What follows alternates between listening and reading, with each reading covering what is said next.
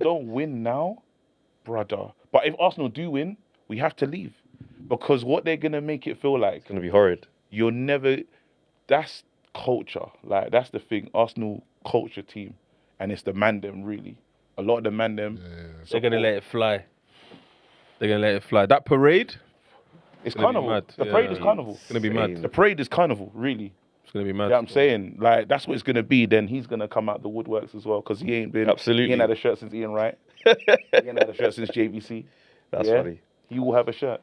You'll see Flight Emirates. Every pod. Visit Rwanda. Every pod. Every pod. You're going to see all Visit Rwanda, you lot, they've dropped them. I don't know. Yeah, we'll drop it. Drop them, yeah. At the end Oh, of the Visit se- Rwanda's gone. At the end of the season, we're going to drop it, yeah. Oh, wow. Mad thing. None of them's been there.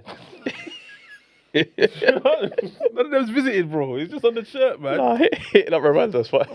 Just out of the blue. That's where homegirl was trying to send Kemi. immigrants. No, Yeah. weren't Kemi. The other one. The original homegirl. Yeah. Yes. But, spicy thing. Which one? Are you calling spicy? Kemi. Pretty Patel. Pretty Patel. Spicy Kemi, bro. I call her Spicy Kemi. Kemi with more, bro. You think Pretty Patel spicy? Spicy Kemi, bro. She's actually proud of her heritage. Kemi's bland.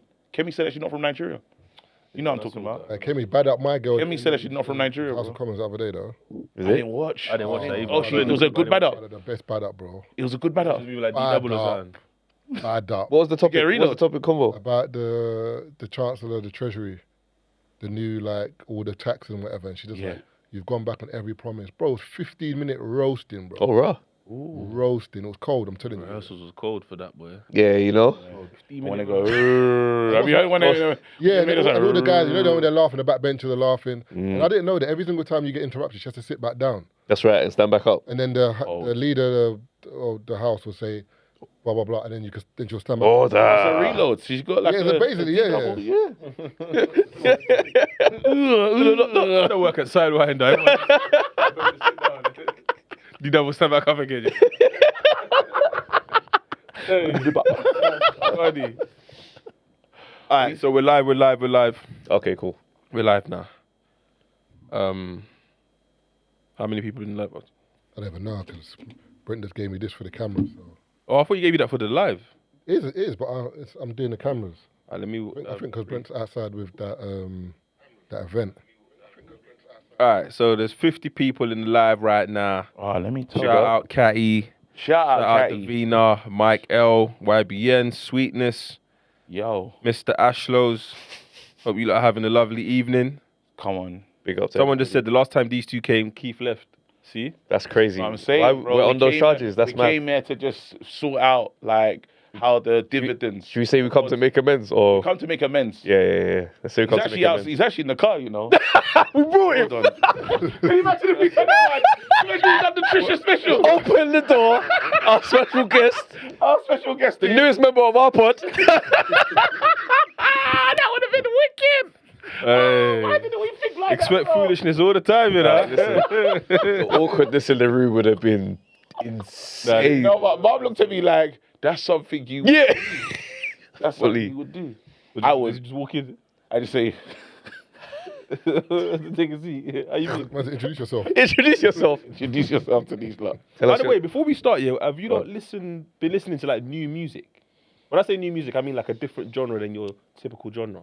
I've been listening to bare Afro tech recently. Afro tech. Yeah, like African techno. Bro, no. But it's cold. African, you know? what, like- house, you mean? What like? Yeah, but it's called Afro tech. So what like? Not like my Not piano house. type vibe. No. It's called free step. But I just have it in the background when I'm washing the dishes or cleaning up. Next thing you know, I'm vibes in. Next thing you know, hours gone by, bro. But I don't know if the song's mixed. Yeah. But they all sound the same, but Oh, I they're love different. that. I love Yes, that. It's early. It's just a little vibe. So what is it? Trumpets and all of that? Or? Every sound, but it's just the way they mix it is it's soothing, bro. So what country is it in Africa though? Okay. Oh, so it's a variant of Yeah, there's two Amapiano. guys I can send you lot to listen. Yeah. They use samples because there's certain songs I'm like I know the original to this song. Mm. Yeah, you might hear a vocal. The woman's got a sweet voice. She's singing for like 2 minutes. It goes into a mad bass line. The next I one like goes that. back up. Like it's sick. try that. Yeah. Because my piano got me, boy. Bro. Yeah. Yeah, I went for a serious stage. But then they got rid of Amafest, didn't it? Is that still... No, it was on. It was on. There's Amafest. There's Piano People. Yeah. Do you know what I think is happening? Yeah. And respectfully, it happened in Afrobeats. So like these artists now see their value, and then their prices just go up. Okay, you cool. can't book me for Can't the book them festival no like that. more. And it slows the game down a little bit, but Yeah, because not like who am I to say you're not worth this P? that's right. True. If that's your P, cool. But us guys can't book you no more. Yeah, because I'm getting Afro Nation in Portugal. I'm getting everywhere. I can go anywhere. So now you just want to be on headline. There's only so many festivals you think about. Yeah, of Like, course. Summer is like from May till September. There's only so many gigs you can run in between that period, and you want to be headline on every single. Yeah, it's a lot. Demanding big P. Yeah. Come on, man. So all these small guys come through, and it's like, not to say that they're small, but relative to these acts, and they have a little break, but then it recycles itself again. But are they doing their thing but it's just not accessible to us in our market? Like, you know, when someone, Who doing their thing? as in like these artists who are now starting to decline these bookings into the festival, like, are they cooking just elsewhere? Like, they just battering in Dubai? Yeah, it might be like, because some of them sign like the new version of a 360. Okay. I remember when the 360 came out, and it's like, I'll give you 100 M's, but I eat off anything KG brings up. Yeah. You could bring out a fragrance, I get a percentage. Yeah. Socks. Yeah. Now you're just doing bare things because. What is the new 360? Are they taking the content? They're taking the old on your channel? They're telling artists that in order to, I'll be real, artists now probably won't get us signed unless it comes with content. That's mad. No, because they're seeing it as, if you think about it, some of the songs that have broken into the charts got big on TikTok Yeah. via content. Yeah. Whether it's your content or someone else's content, yeah. it's content. So you wouldn't get like a Joe Budden now, like a new one, because someone is saying the label, because rapper. Joe Budden, in terms of the level that he's at, they'll make sure that if you're going to start a pod, That's under the Oh, you free- want Podwise? yeah, do they own that? If you're an artist, do you, If an artist is gonna start podding, that content label could, taken- it could be, but are they still making music?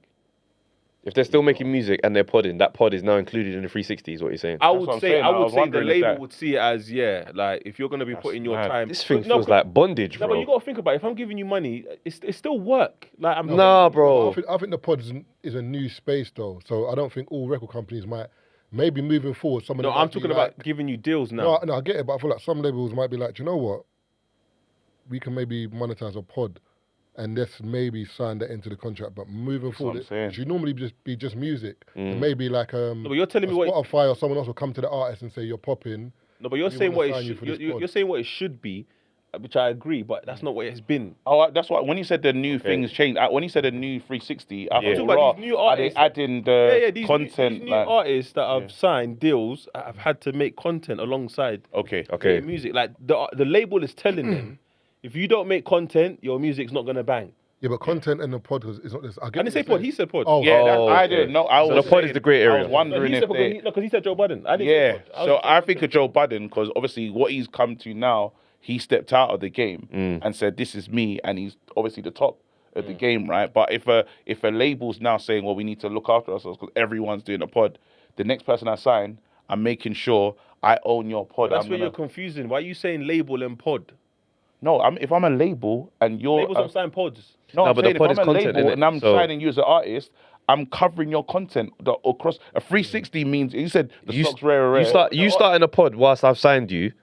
I'm looking at that now as content. Okay, that's different. That's what I Joe Budden mean. Joe Budden never. Yeah, that's did not that. Joe's That's situation, why- yeah, No, I know, but I'm saying. I think he's saying moving forward. there won't be. Company, I mean, record labels might say, do you know what? Because of all you lot doing pods and you're earning money, we can rope this into a 360 where we pay for maybe the studio time, but we get whatever you get on the With back end. in terms perpetuity. of- That's right. Yeah, that's what I'm saying. That's what I Okay, said. I There just- might not I be a Joe Budden. That's what I'm saying. There might not be a Joe Budden in the future if they're signing the as in free. someone who's That's what I'm solo. saying. Yeah, That's but what I was. Yeah, but that's if it depends on the deal that you. So obviously you can negotiate your deals, but even the contracts that people sign has changed. Like if you look at EGA, for example, with DBE, Scraps. I think he's got Digger D on his roster. He had Nines. They wouldn't have had the same deals as someone who's gone to like a Warner or Atlantic. They would have Okay. different deals because now some artists just want the distribution. I can make the music in my bedroom. Yeah, home. Yeah, It can Yeah. still be Yeah. same quality as these men that are going to the studios that you lot. Because I think it's a generals, me personally. I think when you sign to a label and they're telling you, so I created a body of work with you two. yeah. You lot wanted to sign me off the back of me creating this body of work. Now that I'm signed, you now want me to go to this studio. Why? Yeah, exactly. Yeah. I'm saying this But man's charging. they got money in that. Yeah, They right. got my fee, yeah. They've And got the, money. the fee that it costs to, bro, they're gonna run up your bill, Where bro. does it go back to? back to the Exactly. label. them. Yeah. Allow me. It's the game. The engineer's still there for £60 an hour, you know. That's right. But this studio session That cost 300 grand last year, bro. You know how much. You know what I'm saying? They're saying, yeah, but you ain't got this. I don't need that. But this cable, Yeah, I don't that need changes the XLR sound. cable. I'm cool with the mic that I got in the basement. I'm good. I feel like creatives are just under attack at the moment, bro. Brother, it's mad, you know. Across every field, bro. Have you seen that nano banana too? Like the AI thing that generates pictures. Oh, it's. What? Brother! See what AI is doing? Wait, what? Listen, hear what I'm saying, yeah? If someone DMs you, Yeah. and you go on their profile and you're looking, and if the profile makes you go, just come off it. Really? But if you have doubt, just come off it. Don't question the doubt. Oh, she's not right. Why is she? The picture quality's got a little glimmer to it. Just come out of it, bro. Because it might not be her. It might be Muff. Eh? Oh, you're saying That'd be things. Marv. There's man. Marv caught the mad straight, bro. Hello? You running the AI page, bro. Hey, The AI link tree. I've seen guys on TikTok saying, "Yo, come and see how much my AI model has made last month." Huh? And I'm like, wait. And the AI profile's got like 10K, and it's a man running it, bro. And it's But not ain't even- that- there's the no gal man involved. making them messages. You're. He's made 10 bags. He's bro. making He's 10 not bags a hearing month, that. bro. If I said to Mark, no, wait. If I said to Mark, yeah, yo, there's a If I can make 10 blueprint. bags, I'll do it tomorrow. Yeah. Hold on, hold on. Messaging the man there. Hold on, bro. ChatGPT. Let's ask him. You got an account, yeah? It's Giallo, thirsty pictures, all of that. But it's bringing in 15K a month. You got to be chatting to Mandem in the DMs. You ain't Well, doing you it. got to talk to the man. 15K. You got. You're selling dreams. Crazy, You're selling dreams, You bro. must say salaciously. That's how I know you went church. That's a pastor word. And in the end times, it will be salacious for us. You got to African church, man. It's bait, bro. If a man said to you 20 bags a month, yeah, all you got to do is speak to gal how you want gal to speak to you. That's mad. 20K a month, bro. Bro, I even man think still it's... answered, Are you answering? I'm not answered, you listen, know? I even find rappers that ghostwrite for girls, I think it's mad, because, right, you wrote those bars. Let's say, Gonna say it like, in one a your... kinky way. Like, how did you write that, bro? By himself. Take that ass, bitch, make that coochie right. You wrote that, bro. What was going Man on? said, how did you get into that How mind did you space? find that mind space? So, for me, that's too But much. Man drank a Diet Coke, blood. It's easy, How did man. you get to that mind space? Or a pink gin, bro. Man said a gin and tonic and he was ready to go, bro. Obviously, pink Moscato, you know. Little bit of Prosecco and he The got the... messaging is serious. Like, think about it. If you're now 15 bags, there's a couple man you're messaging. No, but if you think about it, yeah, regular. You're building a relationship. and then you're building a relationship. No, I'm not involved. You haven't answered. I've told you I'm not involved. Yes or no? No. 20K a month. You're saying no. Guys, All right, there's okay, there's other ways to make bread. let me ask you a question. other ways Yeah? to make I do it Let me ask you a for a bag of question, yeah. What? A girl, What? a girl, You said he did it for a bag a month. It's been alright. You've got profiles already. That's a mad man. You know why this is mad? Yeah? Because the more you're talking to this person, you're forming... You're building a relationship. yeah, but You that's see how people fall in love with the AI? People fall in love with ChatGPT, that's their brethren. Some people talk to ChatGPT I know. like it's their friend. I know. So that's your friend, that's your relationship. yeah, but that's the whole point, though. So you might be out with Marv one day and he said, "Rah, this person I messaged is moving mad. Like, he ain't spoken to me weeks." He's having Donny in his He basement. misses the combo. Donny in the basement. What are you doing? How do you advise your I boy? have to drop him out. I have to drop him out. You sit the Kool-Aid too long. If a man, Yeah, for what? This is Black Mirror. This is Black Mirror, bro. Me, asking me for advice. No, he and didn't the gal is say the talking man's to AI. calling you. He didn't say the man's calling it's you. No, He just he's running the profile. He's running the So profile. the brothers who are subscribing, he's built a relationship And because the they chat all the brother's time. contacting him as much as he used to. I have to drop him out. So he's What's now... dropping man out for that for? You're upset that the brother you're contacting Brother, your you're fake moving mad. You're account moving mad. You can't drop man out is for bothering that. you. Man ain't harming no one. You are though. Dude. Your own mental health. It's not. You're complaining to me about a brother you don't know. And you're an AI profile. My account. The girl that's walking on the profile is not even real, bro. Man's done generative filter. Let's talk about Ian even shouted me. See what I'm saying? Nah, Slippery slope. Well, but That's it- why it close is the a door. slippery- it is a slippery Close the door, bro. It's Pandora's box. Close the door, man. A Black Mirror. Even like, are you not going to get the robot that's going to be in the house? The 20 bags. You can buy them. Yeah. Ain't you seen Humans? The I ain't TV watched show. No. So, I think the missus is like, let's get a nanny. Dad's like, well, we can do what we're doing. Let's get a nanny. All right, cool. They get a robot, but the nanny's wavy. The nanny they got is a robot, but she's clean. Now the husband's in the yard by himself. Nanny's in the bib in the bathroom. Would you like any help? thinking, she's like, I can read your heart levels. It's pounding right now. Would you like me to assist you? He's thinking, bro, like this is. Wait, what's going on here? Well, he pams the nanny, bro, the robot, and the wife catches him. How do you have that conversation? What do you do now? That's mad. What do you do now? They ain't What? cheating, It's though. just humans. Is It that ain't cheating? What is Somebody it? borrowing our car. It's cold. That's not borrowing the car, bro. It's cold. He said, Somebody borrowing He said it's like borrowing the whip. I borrowed the whip, bro. That's What do you think about it? the way he's put Am I that. lying, though? What, because a bit of tech? Exactly. Stop this. It's tech. can she? If the sex robot PT instructor is in the yard walking around, A lie? clapping your missus' cheeks, bro, and he's got functions you can't even manage, bro. They're on the ceiling. They've been up there for a minute. Different He ain't getting tired, bro. You're there on the sofa, grey hairs, you know. Yo, Man's bald and grey. Callback. Why'd you do the callback? Man's bald and grey. Why'd you do the callback? That's mad. And the AIPT is he's on the just guy sofa worried about mad. his insulin, you know. I say, where's my ashwagandha? Where's my ashwagandha, bro? Oh shit! Nothing worried about Nice. it. Hey, we have to pivot. We have to pivot. Go on. You lot had a conversation and it was cold, but I actually spoke about it. I had to bring it up about messaging your. Oh, parents. Yeah. That was a good conversation. Oh, so what's your take? Who was moving? You can't message the. The wife. My dad just can't be messaging. Oh, so you're on my side. 100. Someone even tried to message me. Like some girl, like obviously you must have been you lot's people like that, yeah? She's a listener. She's like, you're moving, like, you're foolish, like afraid of your parents. Oh, did you? Because you mentioned. Because I posted a thing, I said, the man them are moving mad. So You can't, you're moving mad. You're moving mad.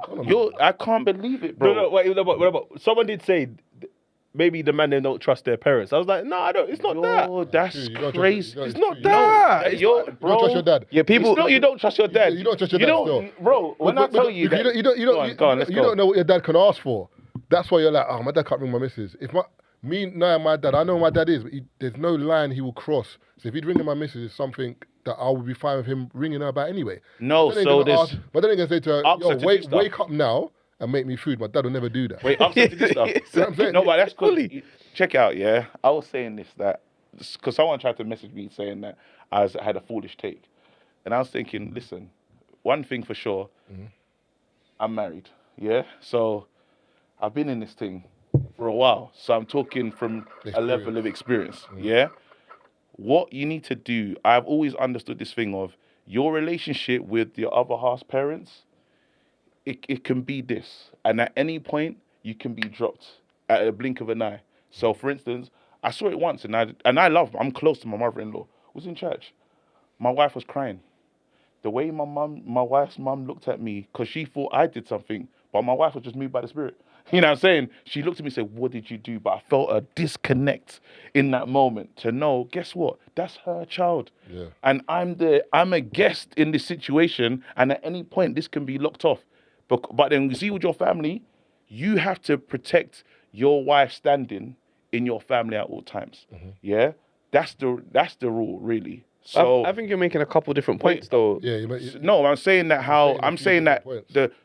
I'm saying that for me to make sure that my wife is good in the standing of the family, there has to be boundaries. No. There has to be boundaries. So my dad hitting up my wife to say, go and do this for me, come through me. No. Because why is he gone to my wife, especially in an African home where there's a clear pecking order on how this thing goes. Okay, But then at what point is she family then? She's family. No, But as in then- like how family would treat and interact with each other. At what point does she and that relationship be family? She's family. Where, But she's family, but then it's one of those things where at any point it can change. If my wife started moving mad, do you think my family are not going to switch? No, but Even if how long they've known her, they would naturally No, but switch. Keith, I hear what you're saying, but unfortunately, I get what you're saying, but that's an extreme. So at the end of the day, for example, that's like even your friendship and our friendship. Yeah, If I cross the line, I guarantee you two are closer than I am. yeah. So that's going to mean that maybe Travis might be like, I can't reach out to Marv like that anymore because of your relationship. Yeah. That goes without saying, but that doesn't mean that Travis can't speak to me externally from you because of that. So I'm saying in terms of the parenting and my wife. But your parents will never. But this is the point I'm making. Your parents will never throw you out. It don't matter. Like, so you're always gonna be at a strong standing with your family. They're never gonna. No, but your rationale behind your missus, your dad not going to your missus is because of relationships maybe being able to be switched off. But that's not a reason why my missus can't speak to my dad. My thing is, at the end of the day, we all know our friends, our family, our brothers, our sisters. We all know how they are. Yeah. And we know when to leave them alone and when to maybe pop in and be like, I don't trust you, this one.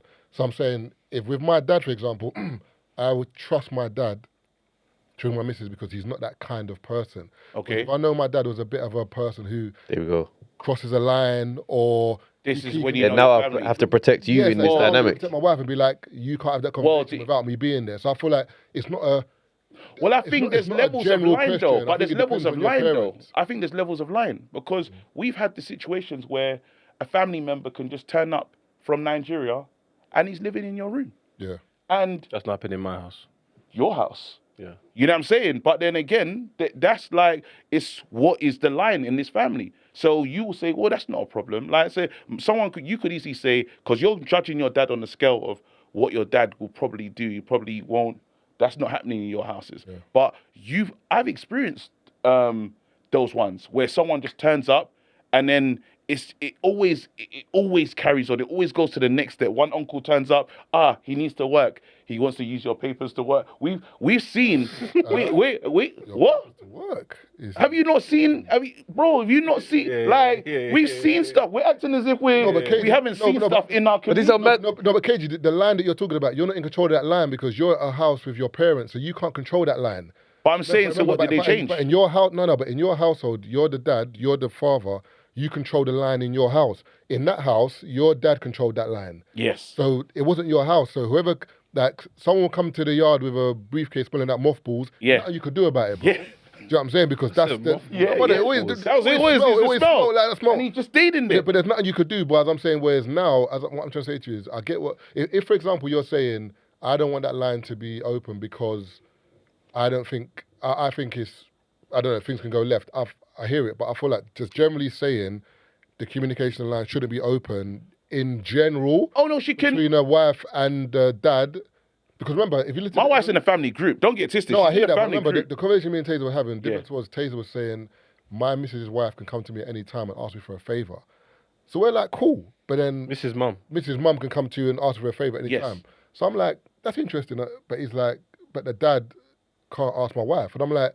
But if the mum can ask you, then my dad can ask my wife. If we're all doing the, if it's fairness, I don't think it's that. For some reason, when I look at, let's say my future missus, I'm looking at her and automatically I see her mum. Like that's who I'm bringing. Because you have to look after her.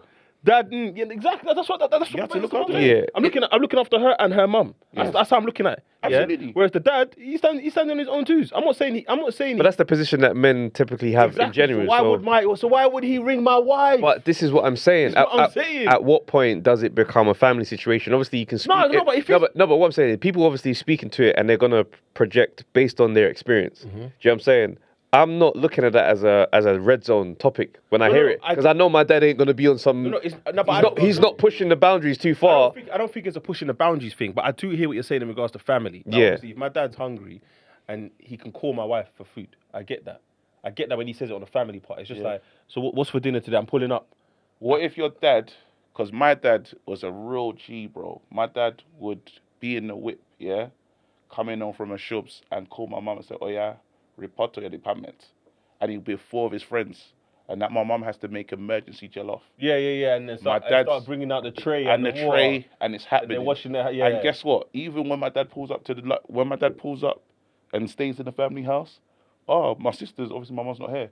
My dad's friends can pull up at just the drop of a dime, and it's on. Let everyone entertain my brethrens. Entertain my brethrens. But if you know your pops is exactly. That's why you're not hearing this convo. Marv, if you know your pops has got that ability, because he's right, that's all he's known. Imagine your wife is in the kitchen making jollof and you've already eaten. And my dad could casually pull up and say, four of my friends are coming. Okay, so No, but that goes to my point though. Because you know your dad is right. a habitual land. So it's projected. It's projected. No, my dad was. Yeah. The line stepper. That's what I'm saying, but that's fine. So for you, that can't run. I draw and I told man, even like you know your parents and you say this is the boundaries. Or pop lot of done it. you know. That's funny. And all his friends will turn up. That's bro. so funny. Do you know what annoys me? Do you know what annoys me? Yeah, about that. Yeah, is that when you were younger, you just thought this was vibes. Yeah. Now looking at it through this lens, yeah, is my mum an idiot? What are you doing? Why are you opening his drink?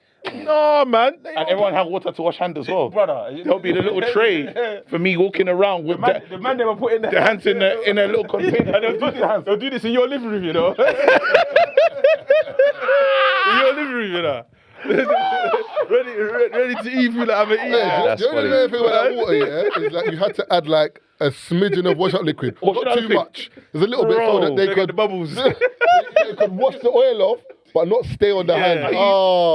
Shouts out to all the Jamaicans watching this with me in absolute shock and amazement because what are we talking about, bro? And then I went to a party, and it was on a high table, my dad and his friends, and they said, who's going to bring us water to wash hands at the whole party? I said, I was mad. You know the ones, I didn't even tell them. I said, I don't think anything's coming. You know what I'm saying? So, My dad was like Thanos, bruv. But on a My dad was like that. normal, yeah, you would have people that would be assigned to do that. yeah. Yeah, he would. That's what I'm saying. When I went to my boy's wedding, yeah, and uncle came up to me and said, "I'm thirsty now." It's like, the bar's over there. No. Are you not taking orders? I said, brother, you know I'm not. That's so funny, bro. Like, you know, but he just saw me as a younger man. Yeah. That's hilarious. No, he didn't. No, because you're one of the groomsmen. That's why. So? Yeah, No. you're a runner. You have to No, run thinking the groomsmen and stuff. Groomsman, you're a true send out. If you're a groomsman, you're a runner, bro. You're a How have you got You're a there? runner, bro. How? You're a send out, and don't even be the MC because the MC. runner, That's what it. Oh yeah, MC. I didn't get that memo. Sorry. I didn't get that memo. As a chap, for example, if I'm helping behind the bar. If you're getting married, yeah, and KG's there, for example, and there's like maybe like, I don't know, one of your uncles or one of the elders, and they're like, I need a drink. Just off the strength of like it's your wedding, he wanted to run smoothly. He might go and get a drink. Okay, no, I hear what you're saying. That's what I'm saying, but Tazer's like, don't ask me. No, but what I'm saying is, but unknown, undisclosed people, bro. No, because I've seen you in a suit to say you're the certified brethren. Or someone So here. you're making sure this thing goes without a hitch. Yeah. That cannot mean get me a If juice. this thing goes without a hitch, So your you- juice. A juice, bro. Because I'm thirsty. Not the sound man. Not the sound man's late. Through the caterer hasn't arrived. Big man. The car's stuck outside. Run over Man there. said, run and get me juice. Make sure there's ice in it. Nah, Tazer's added to it. He's added to it still. No, Now but make sure the accent is the same. No, but I think there's a conversation that should be had with groomsmen before man gets married. That I think there's a real It's conversation. not a go get me a drink day though, bro. No, but it's anything you need, and we're supporting the whole thing together as a unit. Not one random brother coming to ask me for a juice. He's Depends. even calling his uncle a random brother. That's what I'm saying. No, but I'm saying you didn't know him. No. You didn't. For you two, it's a random brother exchange. No, because cool. Okay, let's say I look at it as an elder. Yeah. Cool. I want to assist. Blah blah. Then the groomsman comes and says, "Who's that?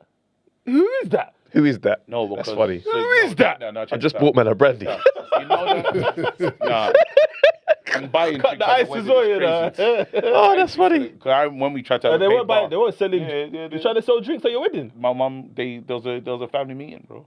Wait. Because they said, I remember mine seen time ago. There was a family meeting. They said, we don't do that.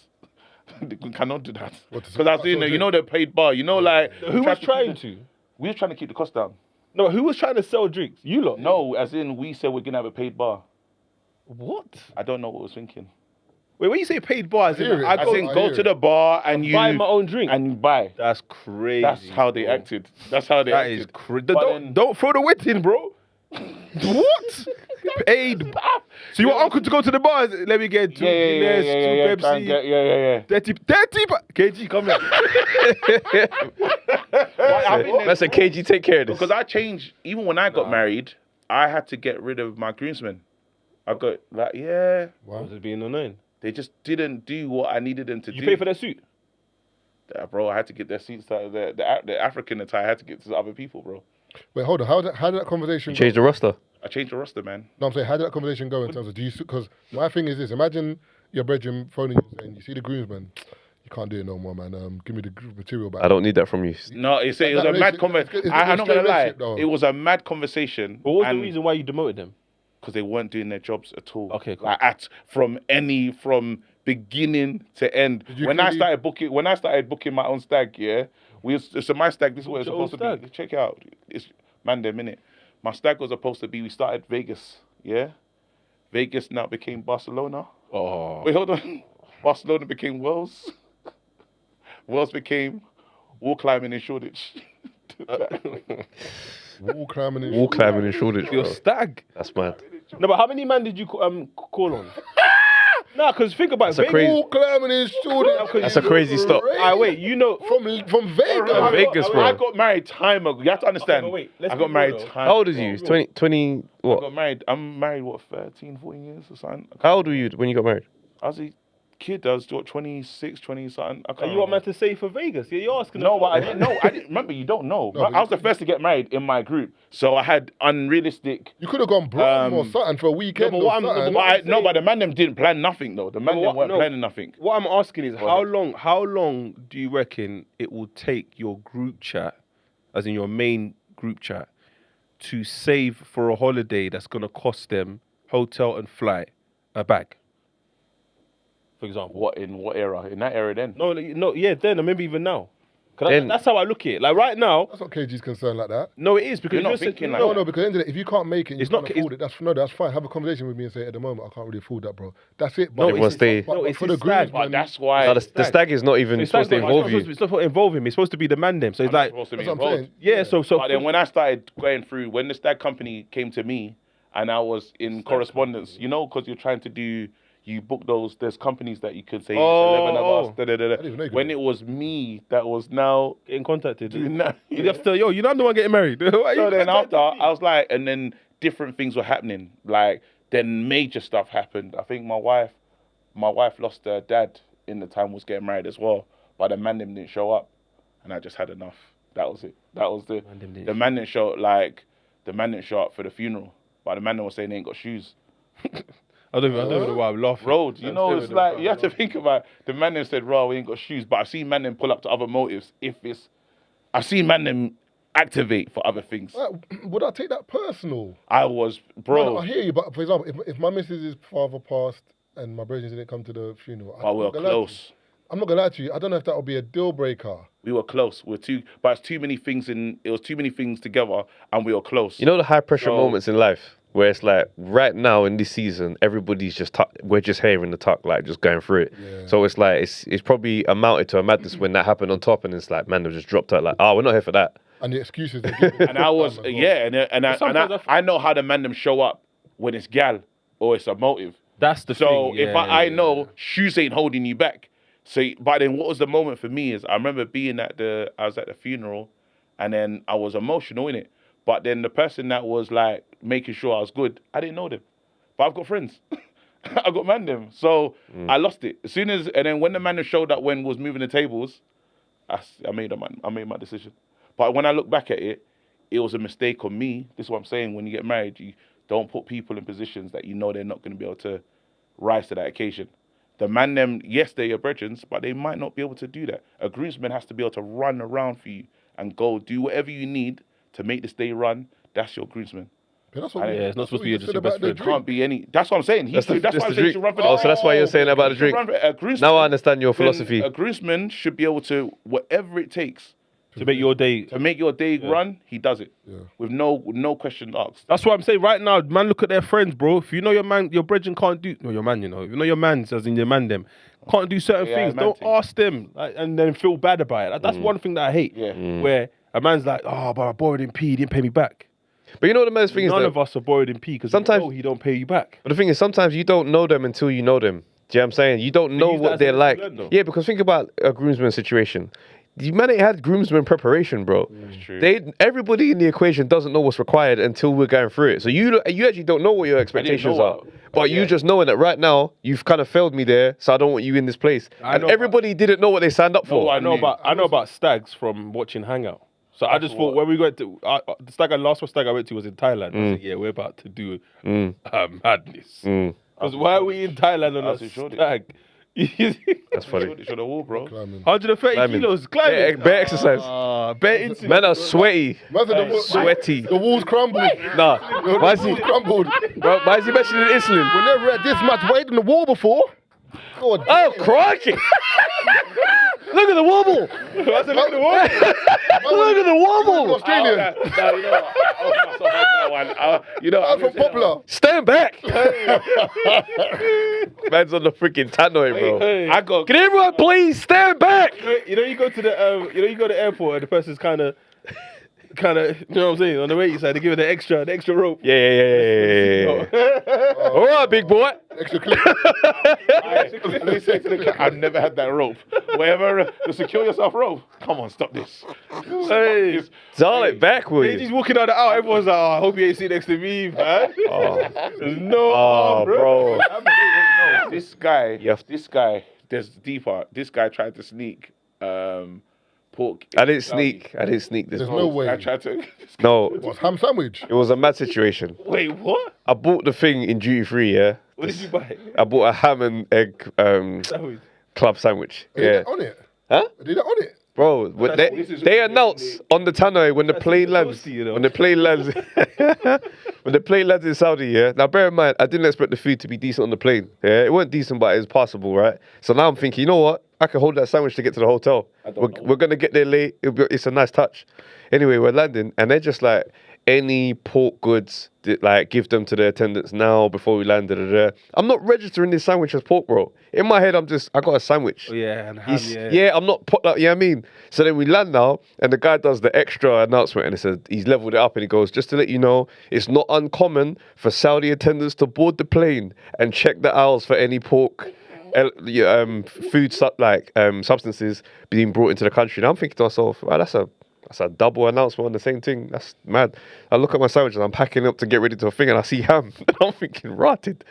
I've passed my time for when I could have given it to the attendant. I just dash it in someone else's chair, boy. Strict liability. If this comes back, it's not my man. It's not on my persons. I never had that. It wasn't me. That's someone else's chair, bro. So if they never made it into Saudi or they didn't come back. You know what's mad? Someone's in Saudi jail now. Yeah. I swear to you, it wasn't me. I said, shut your mouth. Eat your food. Bring pork into the... That guy mad over there. We're live, yeah? And we got to read some of the comments, yeah? I'm just going back quickly because someone said something earlier in regards to what we were talking about earlier, yeah? So Blue Ranger says, Xavier Woods, he's a WWE wrestler. Yeah. He started his own YouTube channel about gaming, and WWE came in and said he can't carry on with the YouTube channel unless he works out a deal with them. No. Telling you. Rotted. They worm it in WWE, bro.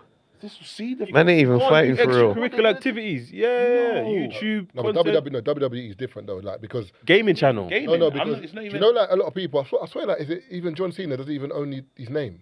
Yeah, but that's the... No, I'm just saying... Yeah, to be Vince McMahon's a mad guy, bro. Don't play around, like, The Rock... What we're debating here is, I'm not saying it's not mad. I'm saying this is the game. A new game. You think you could start your own thing. It's only when you start it that you realise, you can't. Especially, for example, the Joe Budden thing, yeah? Let's say... the reason why Joe Budden... Remember, the only reason why Joe Budden is in the position he's in is because he believed in himself. They came to him. That's right. They came to him with the deal. He said no. He said, You know what I'm saying?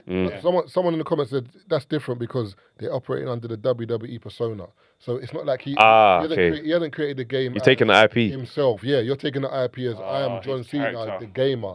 But WWE, we created John Cena. So you're going out with this creation we've made. I get that, but then the label could say the same thing about artists. 50 Cent is Curtis Jackson, not 50 Cent. No, but the label didn't create. No. What I'm saying is we signed 50 Cent, but you didn't create. Yes, but then we can worm it in your contract. Remember, they tried to do it with us. Let's not like it wasn't. But I read a contract. I see at the bottom, in likeness of Marvin Abbey, Mr. Exposed and Tazer Black. I'm like, wait, but Tazer Black does faded. What? You don't want pieces from there as well? And the conversation would have been, nah, big man. That's right. Remove that. Had to remove it. We got because I got to get out of here, but we need to talk about Rum Punch, bro. Before I dip, at least. Yeah. We got a show. We've got a show coming up, man. It's a radio sitcom, and it's coming out BBC Sounds.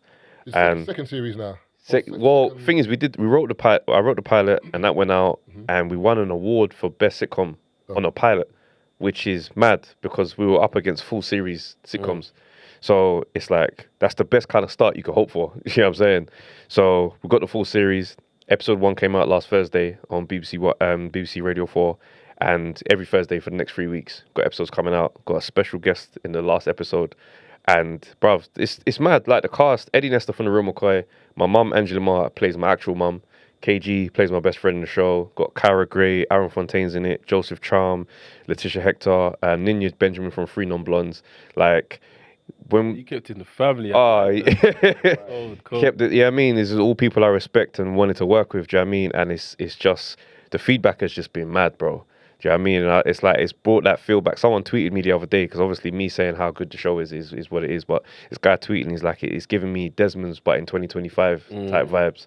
And I was like, I read that and I was like, okay, because you know, in the pitch, that's one of the things that I said. Yeah. So that tweet just banged in my head. I was like, I really pitched that to the commissioner.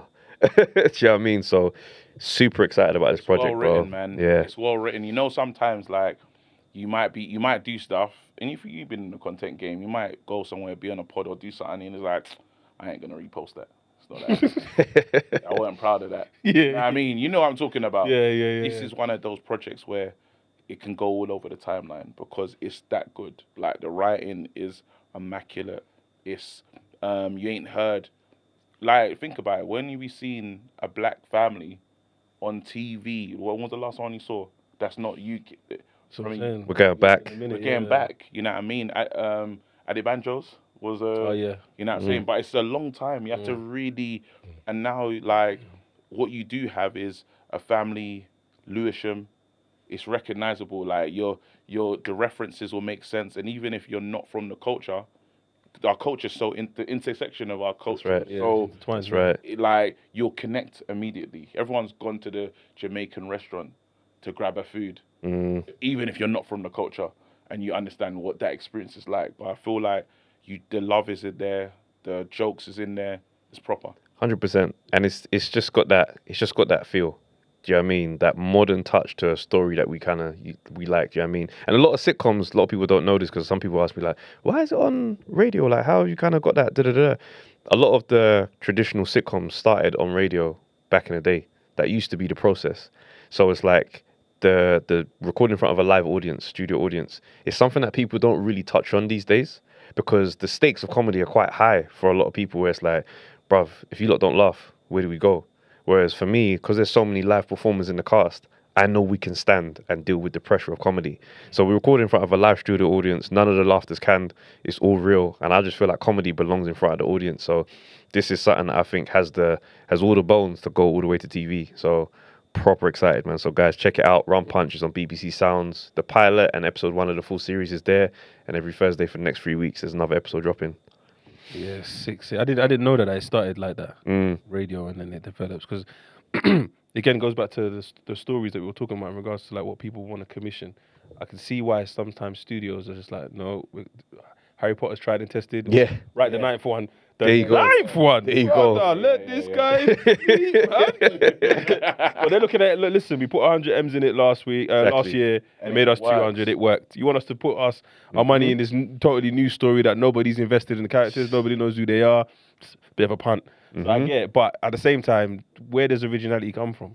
That's the thing. That's the thing. And it's like, for me, it's like, you could bang your head against the wall and just be like, oh, why can't they just be on TV? But it's like, or you can just go and do it that way. Do you know what I mean? And in this process, I've been grateful for what it's done for my writing. Because writing for radio, you're writing blind. There's no visual gags that you can just land on. Oh, he walks funny, so it's funny. Nah, bro, you got to set the scene, capture the imagination, and then tell the story. So what that's done for my pen now, I'm a completely different writer now. You know, that's the next step that I'm trying to take in regards to like the whole video and photography thing. Yeah. The next step I'm trying to take is I need to create a world that people invest in. That's right. I'm the main character and then everyone else is characters, but I've got to draft it. I've noticed when I go to someone, I just put the camera in their face. Yeah. They're looking at me like, what do you want? Yeah. But the moment I prompt them, we got something. I got something, and it's like I need to. That's the part that's the next step. You're on that journey. That's right. You're on that journey. Did you find it easier to put pen to paper? Nah, on my laptop.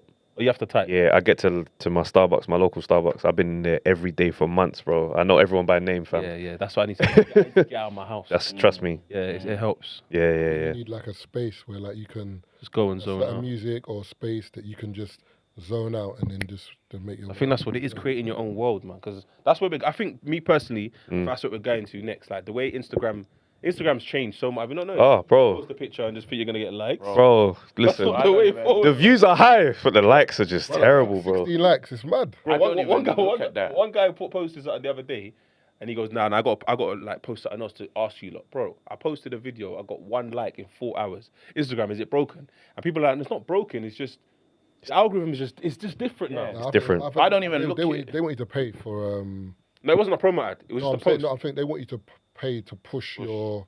Because remember, gone are the days. Remember back in the day, you post something, mad like 400 likes and it's just you chatting nothing. Yeah. Instagram doesn't push to your followers. I know. It pushes to others. It pushes to your niche. So what is your niche? Like, if I'm watching a video, what are you... Basically, Instagram has gone to this space where it's like, you got to have a niche and you've got to push something. What are you pushing?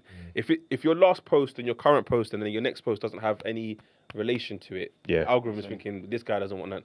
No, he has to like... It's storytelling. Yeah. Everything comes down to storytelling. Do you know what I mean? And it's like, it's making people become creators of their life.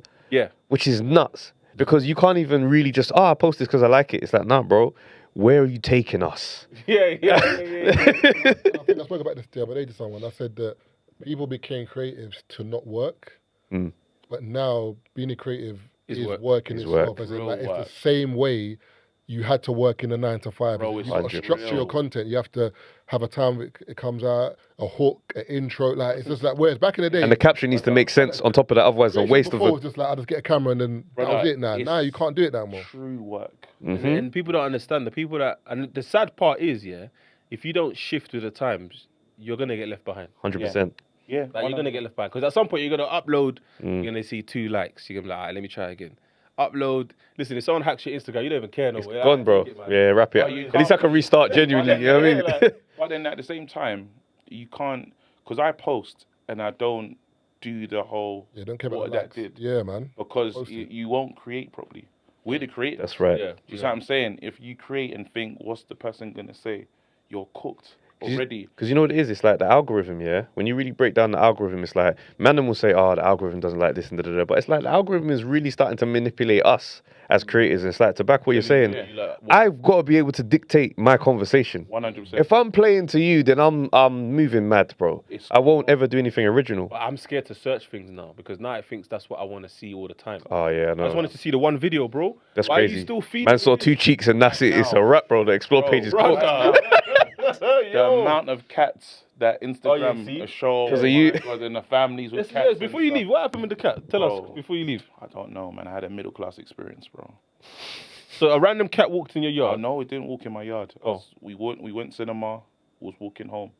The cat walked with man home. Like, as in, it was a bop. Like a good 10 minutes, 15 minutes. The cat walked with us, me, my wife, my daughter.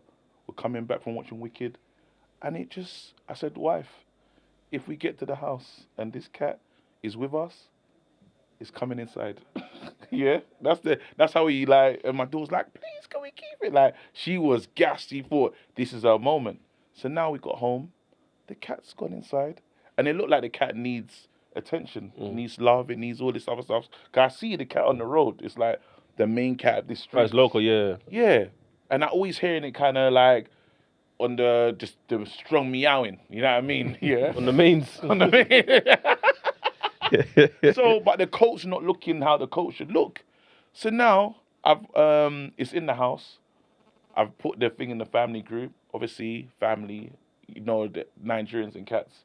I was going to say that. I'm going to say Nigeria. They would have been bare holy water on begin to pray because they think I've lost it. I've lost me. After watching Wicked as well, you went to go and watch Wicked. And if I told them that was the order of events. The order. They would have said, you're crazy. I told them that was a chronology. That's disgusting. Can't follow you in your home. In your home. So now, the cat's in the house. And we're saying, now we've done the thing, and there's everyone in the street, there's a WhatsApp group. Community. So we said, who's cat? Does anyone recognize this cat? Who does it belong to? The group starts to pop off. I think this cat's deaf. Wait, hold on. The cat is deaf. Gone. I think the cat's deaf, they was telling me. Yeah? There's loads of stuff happening in this group. They said... You got to do sign language to the cat? Huh? Go do sign language That's to the why cat? I started watching Unknown T videos with the cat. Free up. Oh, what? What's happening here, man? That's funny. You're an idiot, bro. The view shared out of... Hello? You're so mad. Man, need to go Hackney tomorrow, you get me? I don't care. What's funny is that them men were seriously locked into the story and you hit them with that reference. Man, bro. man said, Oh, wait a minute. Sorry, my man spun the coop. Sorry, everyone's spinning coops. He said Xavier Woods didn't start the gaming channel under his name, WWE, and they still moved to him. See, Oh, is man, it? are moving mad. Bruh. Them man is 360, bro. Any All name, of it. All the names. Any name that you have, because I recognize you from wrestling. If I see your face, bro. That's my I'm content. putting a mask, bro. That's a Rey Mysterio. Yeah. What you think of Rey Mysterio? That's a Rey Mysterio. That's I'm taking off the mask for this pod, bro. Did you go shop to buy stuff for the cat? Because you didn't This have... is how it gets deeper. Yeah, So now, I saw accessories. now, like the cat's in the crib, and they're telling us the cat's deaf, and it's it lives at 63, but it's old. Yeah, cool. My wife's gone to 63. It's not their cat. Babes, we've got to keep him. None of us have had a cat before. Book says, I'm gonna go shop because she's still shook. She still did the Nigerian thing, so she's gone shop and she's bought accessories, but she's bought like food for a selected pallet. Yeah, she's bought a litter tray. We got bare accessories, bro. She bought everything. I think she spent £70.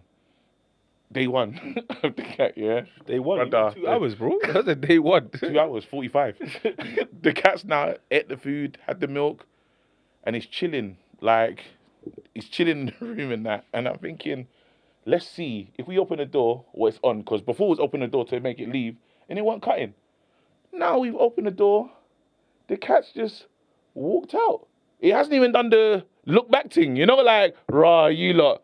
Big up for your thing. Yeah. Like, I saw what you Thanks for the hospitality. Yeah. Just left.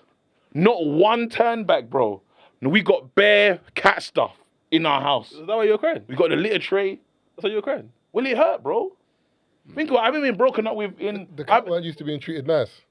No, you talking about you lot missed it. The cat been doing this to other houses. Someone said That cat's walked out here like, I can't believe they let me eat on the first date. Sometimes love bombing is a bit mad. I love bombing it sometimes. Exactly. Nigerian.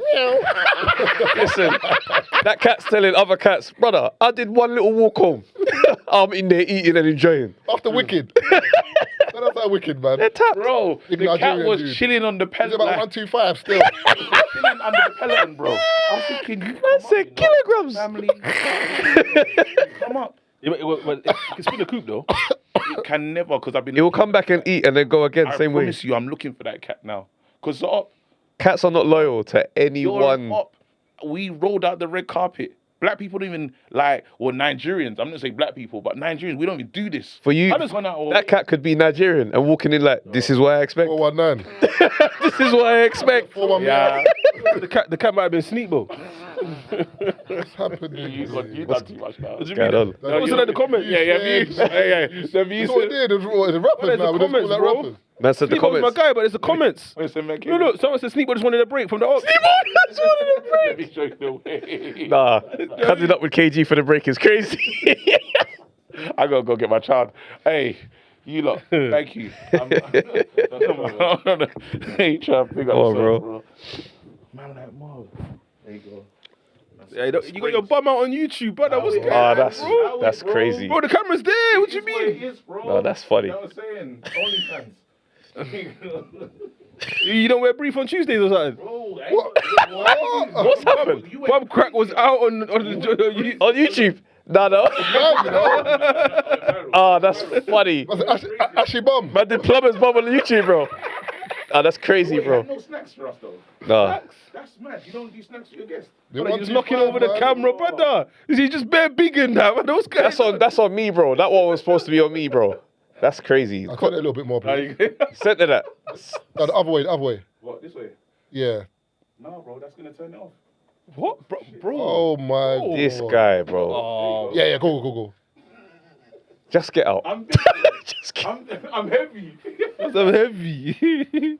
See, look, the people in the comments saying they saw it, bro. Oh, that's crazy. That's alright, bro. I'm not afraid. Nah, you put the cheeks. You put the cheeks on the net. Your auntie could never said we're crying. Hey, Marv had a question for you. Actually, Mum. You said you was gonna ask him a question. I didn't ask a question. You said you had a question for him. What do you mean? No, don't You DM me saying you had a question, bro. Hey, show him the DM. Where's the DM? Nobody tells you, though. Go ask him his question before he leaves, bro. I don't want any incident jokes, bro. Oh, flip's sake, bro. Nah, that's Elephant funny. drunk. That's horrid work there. I shout out Premium Prosecco, my boy's brand. This is his new hat that just dropped. If you're interested, go check him out. Premium Prosecco. Oh, sorry, it's gone. Nah, go on. What was I going to say? That era, that Desmond, Rule McCoy. Yeah. What's happening there? Something with this. We get to switch up. Okay. That golden generation of TV for me, and even just creativity. And obviously, we've had moments with like Three Non-Blondes. Yeah. And like those kind of programs. But you can watch the Real McCoy now, bro. And it still bangs. Brother. Still bangs. Bangs, as in like the sketches. Mm-hmm. It's cold, man. So it's good that you're kind of, you've brought back the influence of that, because I feel like a lot of people don't give that gen enough flowers. Absolutely. I don't think people realise. Brother, they were on TV. Obviously, there was in that time. And I think there was, I watched a program about Channel 4. And there was, I think it was, if I'm correct, there was like was an Asian guy over there, or Asian woman. Oh, and it branched off into Goodness Gracious. And she kind of, Real McCoy, yeah, and from Goodness Gracious Me. What? She got a budget, and she was just like, I'm gonna open the door just for bare ethnic minority people to make programs, and that's why Channel 4 had this massive push. Yeah. With black content, where you had Desmond's, Real McCoy, and whatever. And I think obviously the door got shut after that, but it was like. Brother, them programs were feel-good programs. Trust me. And they were positive as well in terms of the role models. 100%. Go online and watch these programs somewhere. Yeah, I think I'm not sure if Real McCoy is... What was Real McCoy? iPlayer. I'm not sure where that came back. I know Desmond's came back. It was on Netflix for a good while. Yeah, I remember that, Yeah. So it's like these shows, they're still out there. I think, to what you're saying, it's like, for me, I'm always like... I think my connection to the older legacy of comedy because of my mum, it's a bit deeper. So I'm like... I was also around it for a little bit of my life as well. Do you know what I mean? Because I was just going to shows with my mum, and so I knew people. I was on set for stuff. I knew the environment of a studio recording from just being a child. So it's like, for me, I always look at it like we do stand on shoulders of people from before. They've done great things. And I think sometimes with the culture of just starting new and trying to be the brand new fresh face and trying to act like, I started this thing by myself and it's all unique ideas, I feel like it's a disservice to the previous generation. So that's why it's like even Eddie Nestor playing my dad in the show, and my mum playing my mum, and Ninya Benjamin and KG in there. It's a nod to the fact that everybody's coming in this thing from somewhere cold. Do you know what I mean? And I think that's the culture that allowed those errors to happen. Because can you imagine if man was looking at it like, I don't want to bring man into my show and he kill it, and I'm just trying to be the only one. Then you wouldn't have Felix Dexter, Leo Muhammad doing all these amazing different characters and skits that we still, if that goes on Instagram today, it's gonna hit. Yeah. Do you know what I'm saying? So it's like it's the collaborative effort that's gonna get it done. And it's like even with this platform, let it go to the next stage, and we're doing that. There's pure people I've written stuff for, and I'm like, that's a great cameo for my man. Because I know all the comics, I know their voices, I know their humor. So it's like, for me, getting into a position like that, I feel like it's a good opportunity to change the direction of the culture of everybody being on their own island and being able to kind of come together and really do something. Because I think a lot of people say stuff like, why don't you men all come together? But writing is hard. Yeah. Writing is hard. Bro, the last 6 months or so, I haven't done too much stand-up because I've had to be in my own head with these characters. And I've treated these characters like people who are, friends of mine. And you got to look after them in a show like this. Because it's like, my character is the main character, but it's a family sitcom. Do you know what I mean? If I wanted to be selfish, I could have made it me and the backup singers.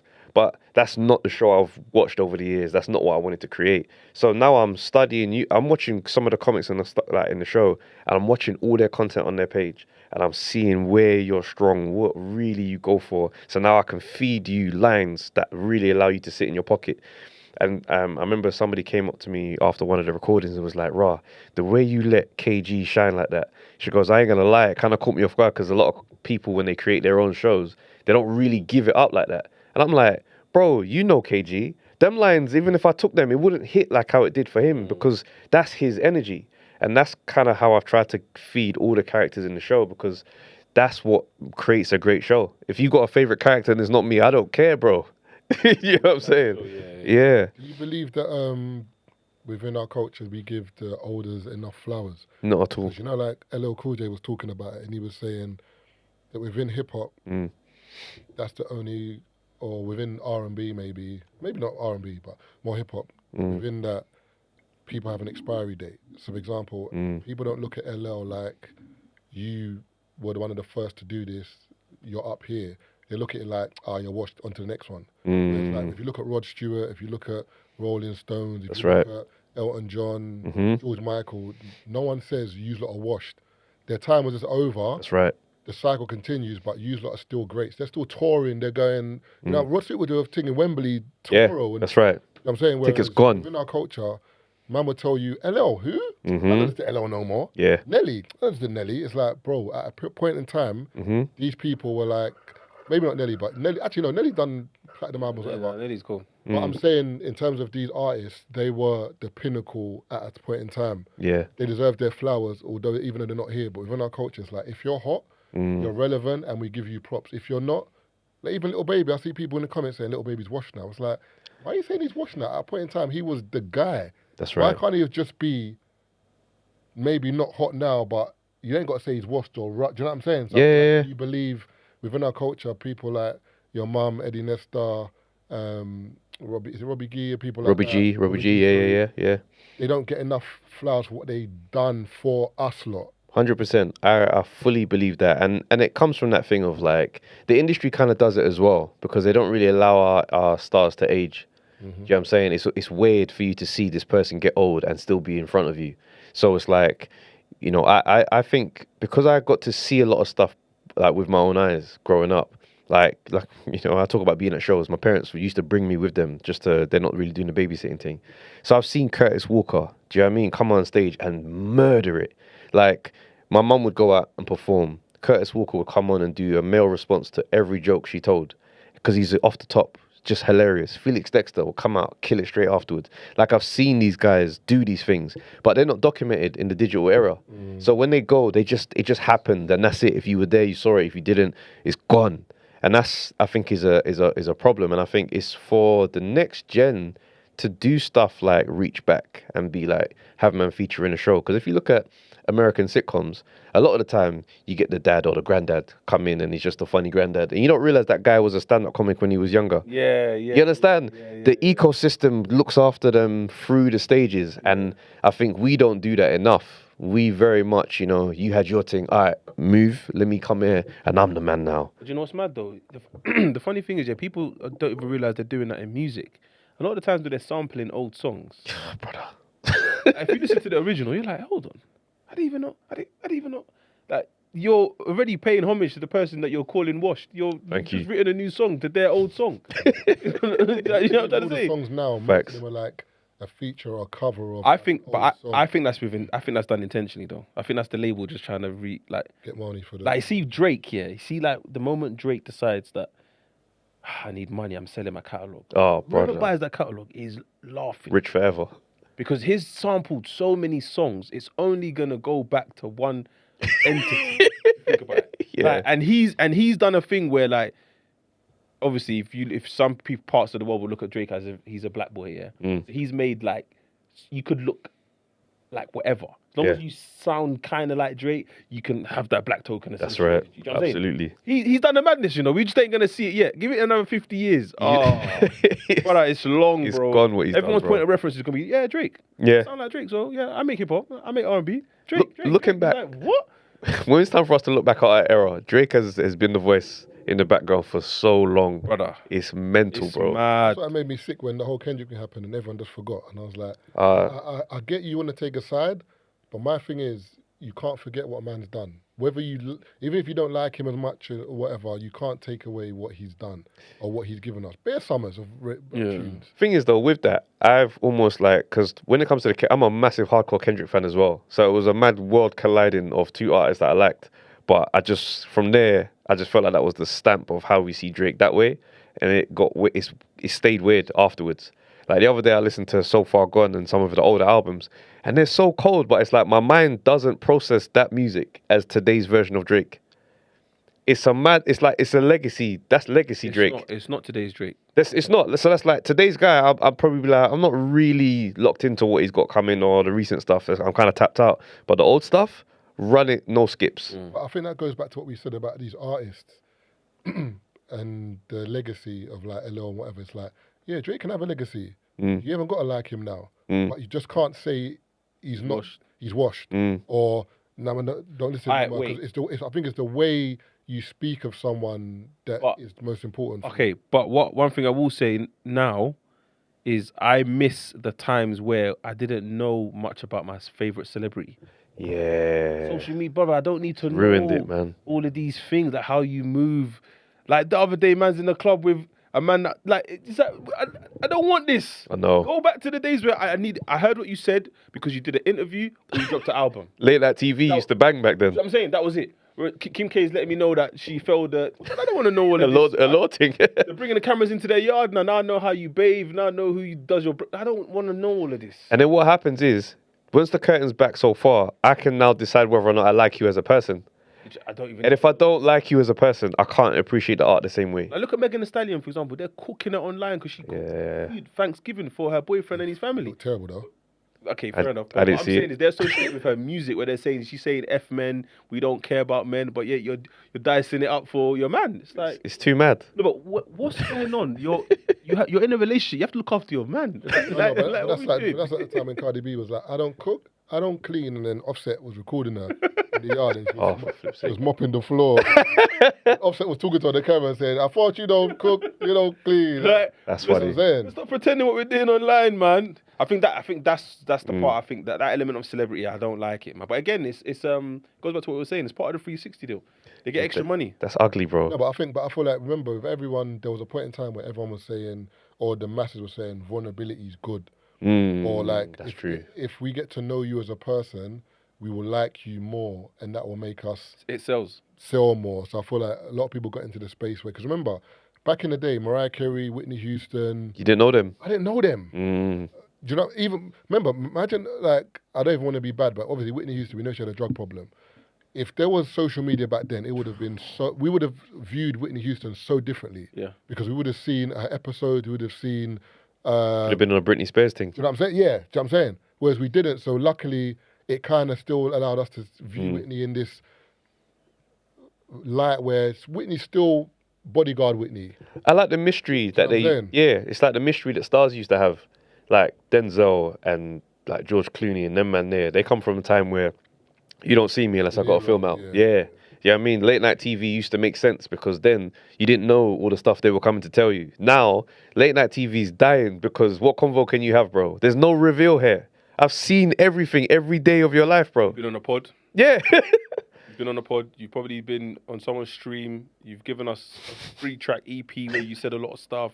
You've done all of this, and now we should look forward to your album. But you know what's mad? There are still a few artists that do that, though. What element of... Yeah, like, for example, Kendrick doesn't do any... He's not accessible. Beyonce. So, even Kano, like, amongst us, he's not active. Old, yeah. He drops when he drops, and he's still... That video with... That's what I was going to say. Amazing, bro. Do you know how hard that video is? I don't think people seem to understand. It's phenomenal. It's cinema, bro. Because they acted in the same cadence as the song.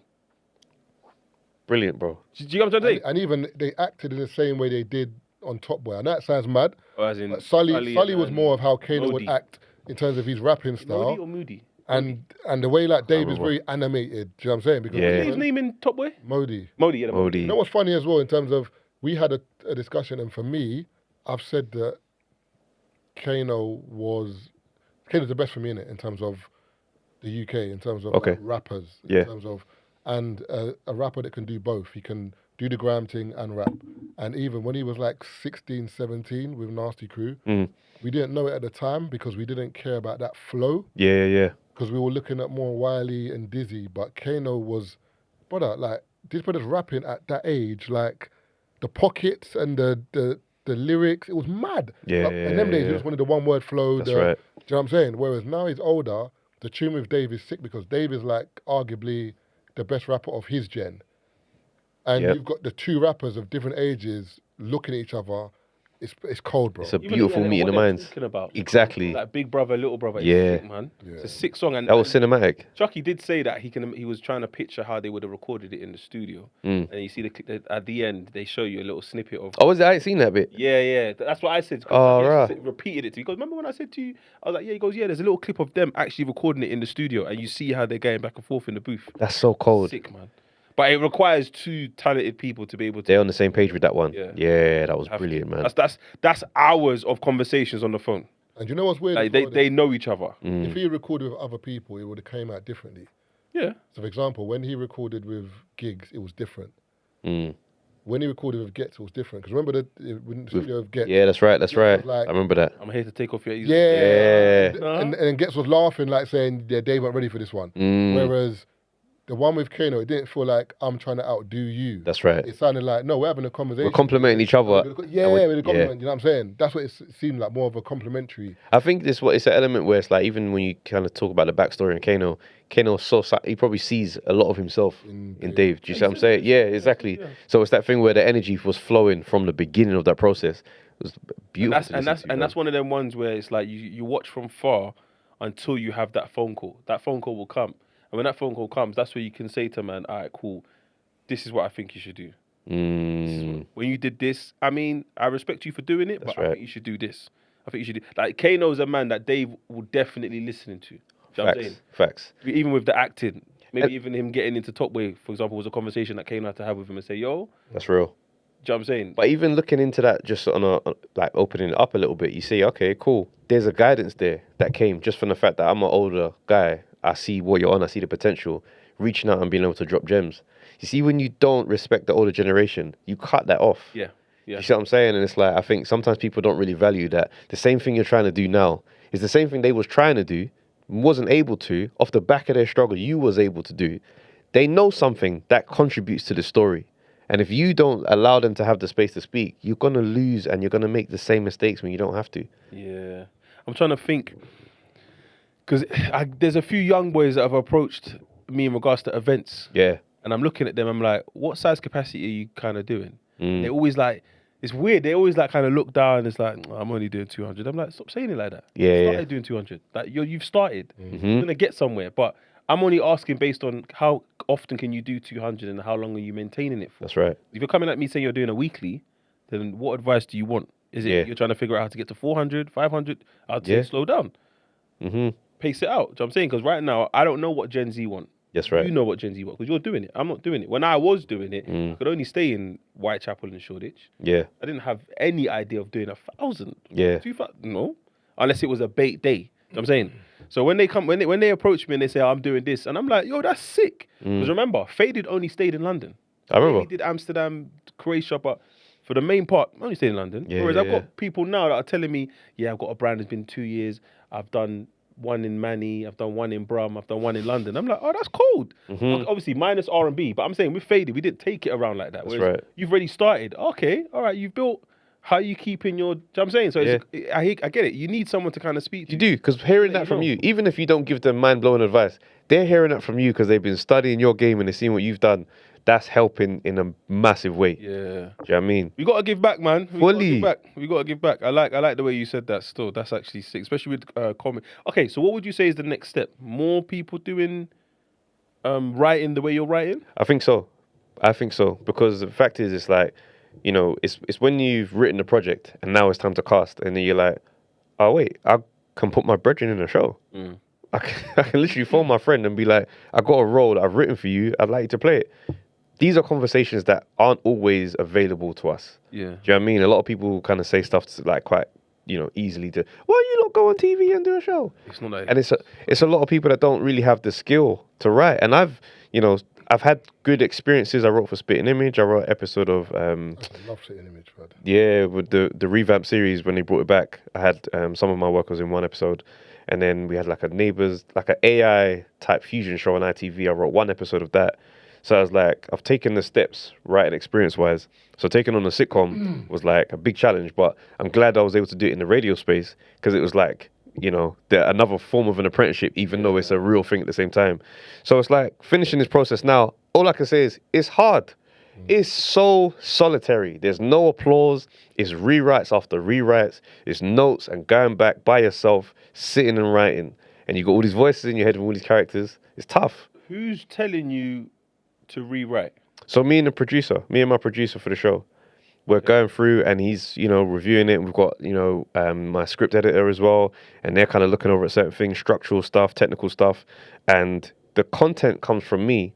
And then they're trying to advise in terms of now we're looking at time frames. All right, it's 27 minutes that we got to get this down to. Yeah. So, you know what I mean? There's so many parameters that you're working in. And then there's stuff you just can't say on a broadcast platform. So all this type of stuff, it comes down to me, especially the story I'm telling. It's an authentic story set in Lewisham, South London. I know the characters. I know the world.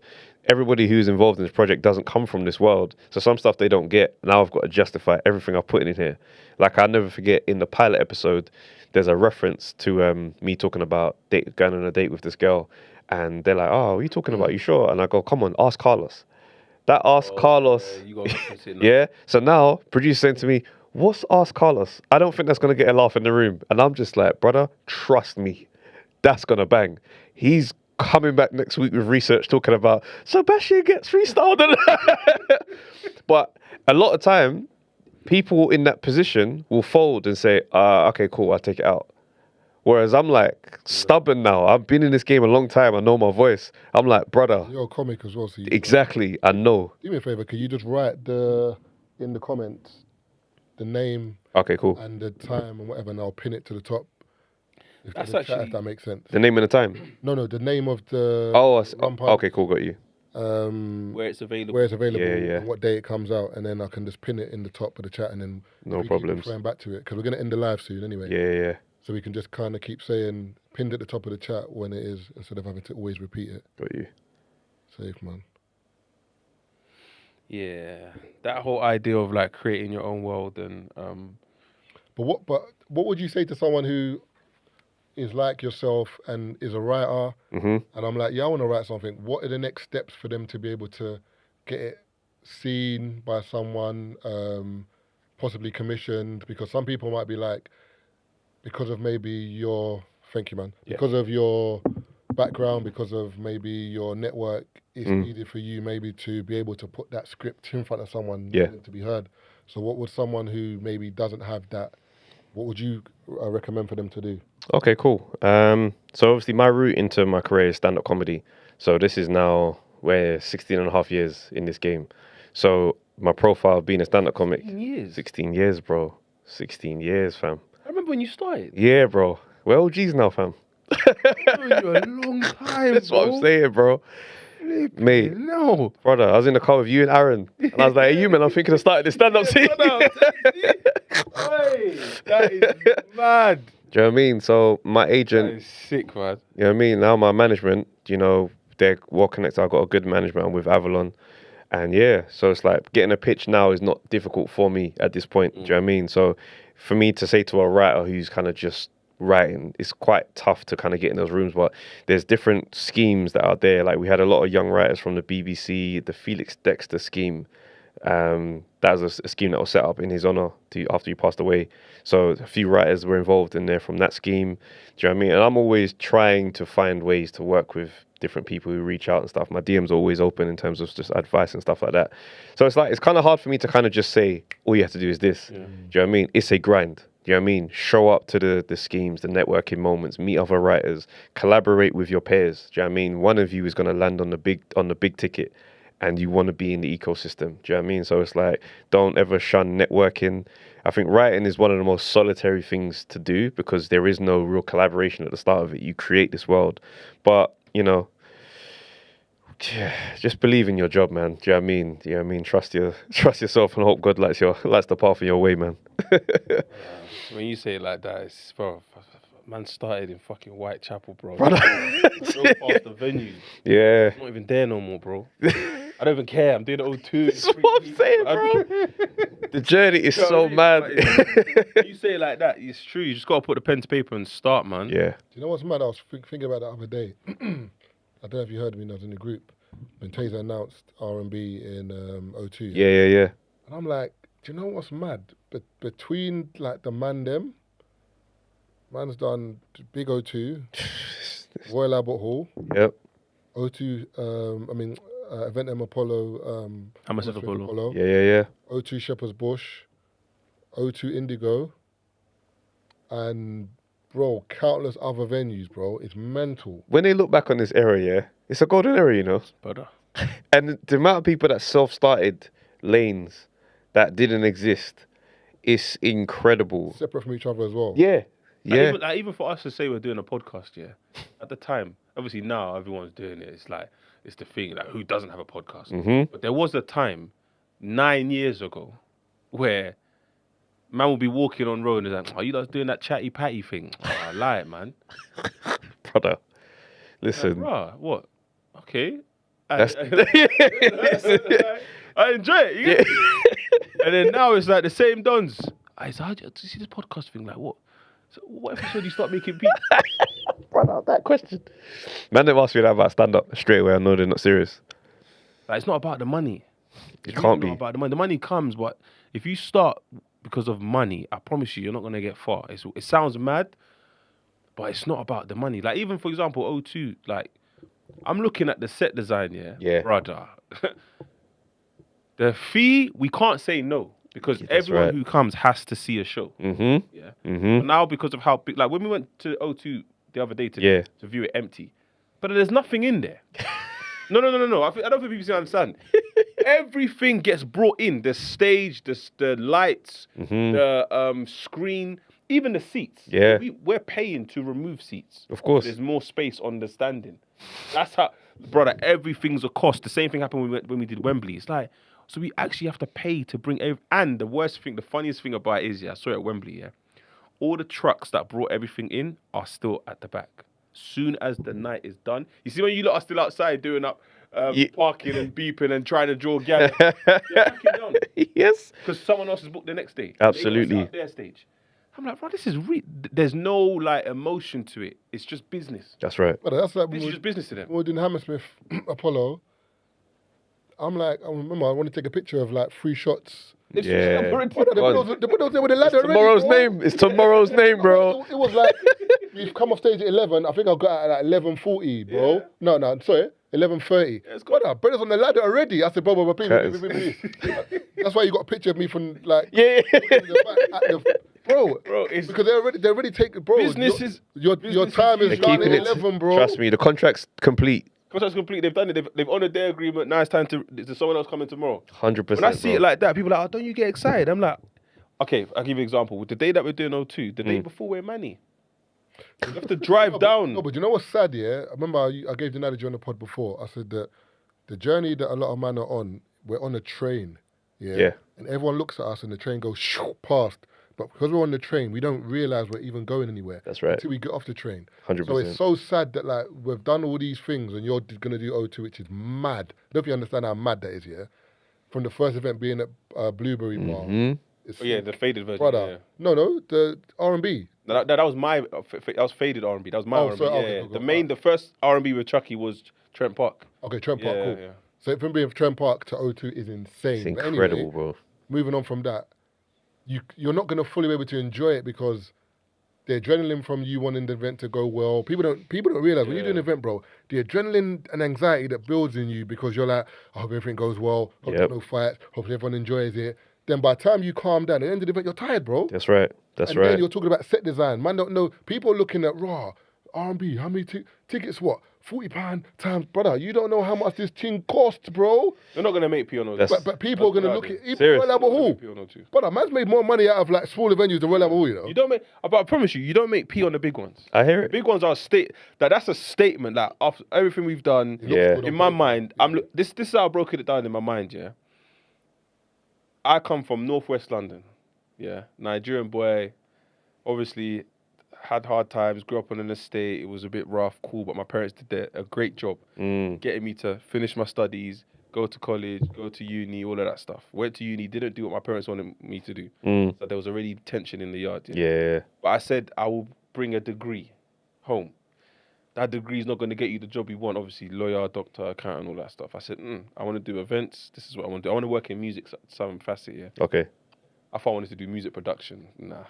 When they put a piano and something in front of me, I was like, I don't know what I'm doing. Yeah. So I went into the business side of things. I know how to turn 1 to 2, 2 to 4. That's what I know how to do. Learned that from my dad. Cool.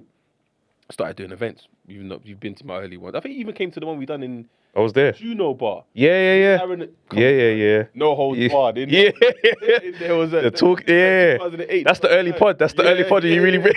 So doing that, then obviously doing Faded with Matthew. The run we had with Faded was mad. Yeah. Remember, we're 2 independent promoters. That's right. That's another thing that I used to. I didn't realize at the time. Every promoter I had met was previously a DJ, and they went into promotion. So me and Matthew, That's actually a true. Yeah. me and Matthew were in a space where none of us we weren't DJs.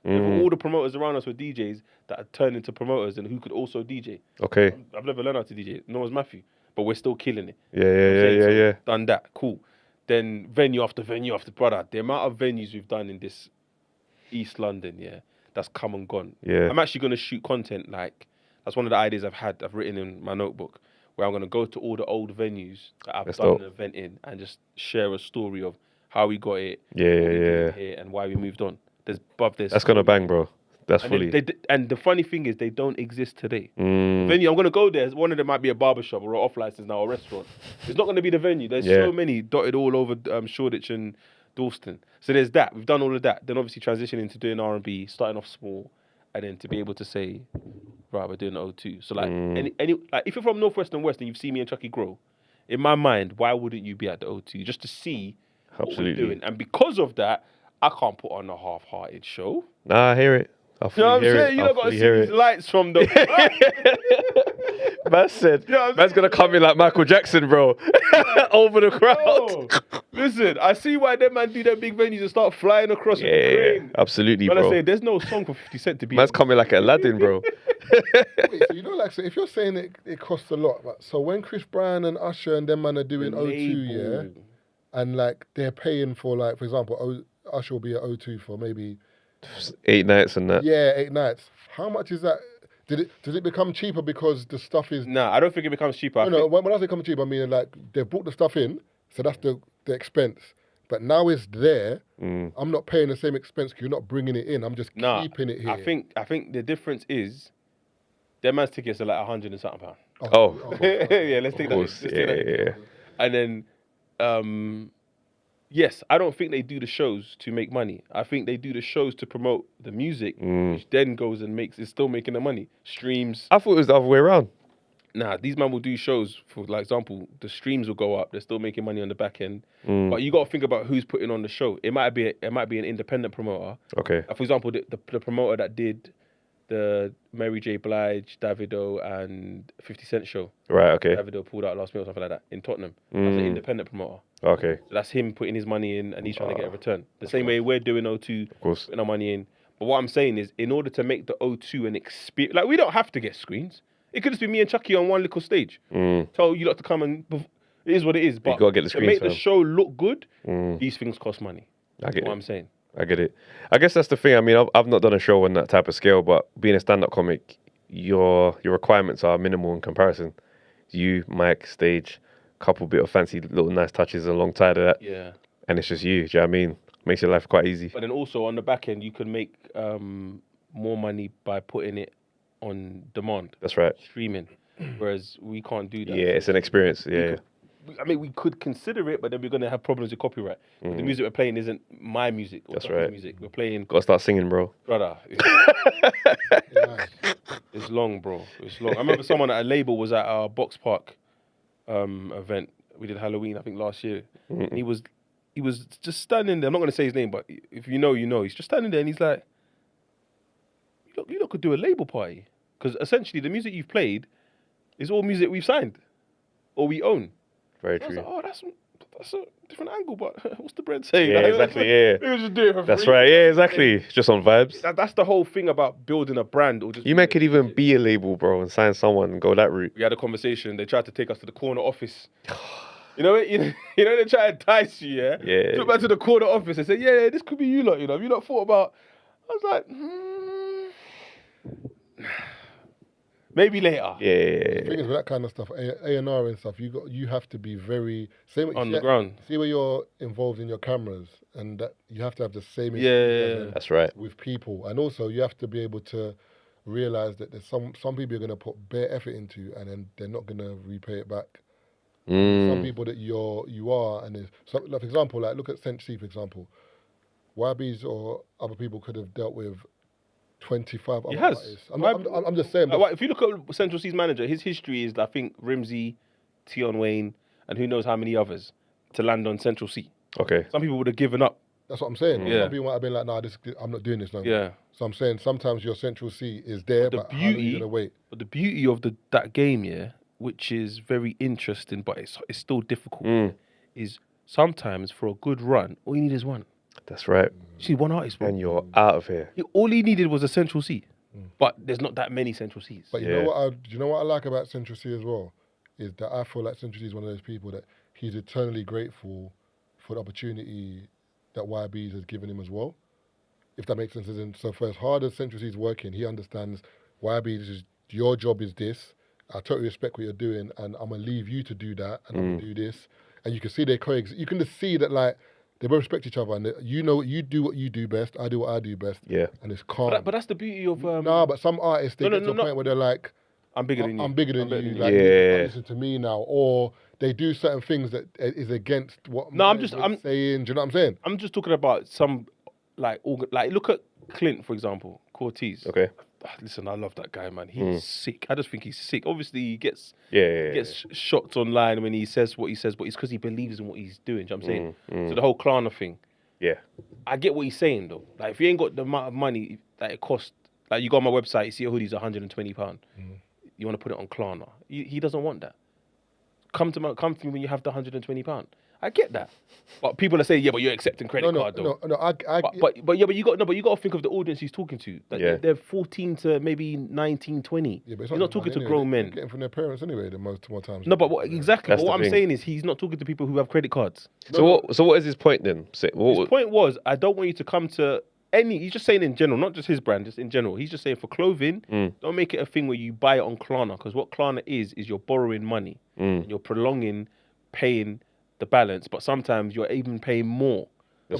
So he's giving financial advice. Yeah, but in the way he's doing it is like people are online saying, yeah, but you this and you that. He's like, I'm just talking to this one brother here who was saying, why is a Klarna not an option on my website? The reason why, like, I get what you're saying, and I agree to a degree in terms of if you can't afford it, don't buy it. But unfortunately, that's not how life works, because even people get mortgages, they can't afford the house. No. No, I'm just saying, or in terms of. Yeah, but you're not going in debt. But then good credit and bad credit. That's what I'm saying. So, but you're not going in debt for a hoodie. No, you're in debt for a yard. No, but if you're someone who's 14, for example, or remember, no one explained credit to us. I could have bought a hoodie when I was younger and paid on Klarna. As long as I pay it back, that's good for my credit. Do you know what I'm saying? Growing up, but in our minds, when we were not on Klarna. No, but in our minds when we were younger, if you can't fully own it, don't buy it. Whereas there's people who are like, nah, bro. Like, credit, you can make credit work for you, just how you do it. We're not saying the same thing. We're not saying. Yeah, we're saying different things, but at the same time, that's not a good financial decision. Buying jeans on Klarna, even if you paid it off, that's like doing a payday loan, but you didn't miss a payment. That payday loan is terrible on your credit. Terrible, yeah. That's what I'm saying. It's still terrible. I'm not saying you can't pay it back. No, but I don't. Klarna's not the same as a payday loan. It's not the same as a payday loan. The APR's like 35%. Yeah, the APR's crazy, bro. In terms of Klarna, for example, if you pay it, remember, like even when you look at, like, if you buy something on Sports Direct, it will say to you, you can get it cheaper. I can't remember what it's called. There's like I think it's called Summit Payday or something like that. Okay. Where you can get whatever you're buying for some reason cheaper when you go through them.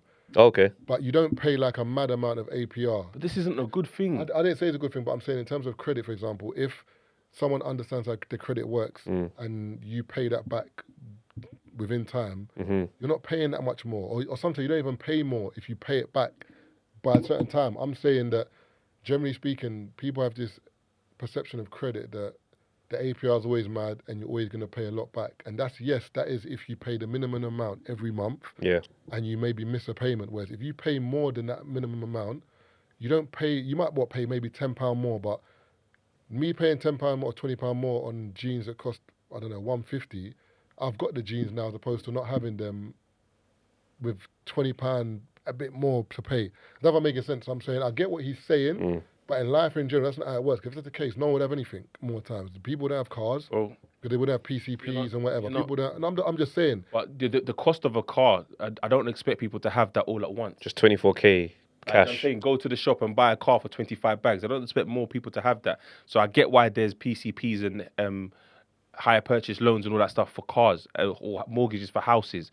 For a hoodie... Shouldn't be there with that. Shouldn't be there with Klarna. But even someone said it is. Someone said, no, it's broken down in interest-free payment. Yeah, there's options. That's what everyone keeps repeating. It's the same thing. It's one option. No, but the possibility of me buying something on Klarna, Corteiz is a hoodie, I'm making 3 payments. Instead of me paying 180 straight away, I'm paying 3 payments of, I don't know what, 50.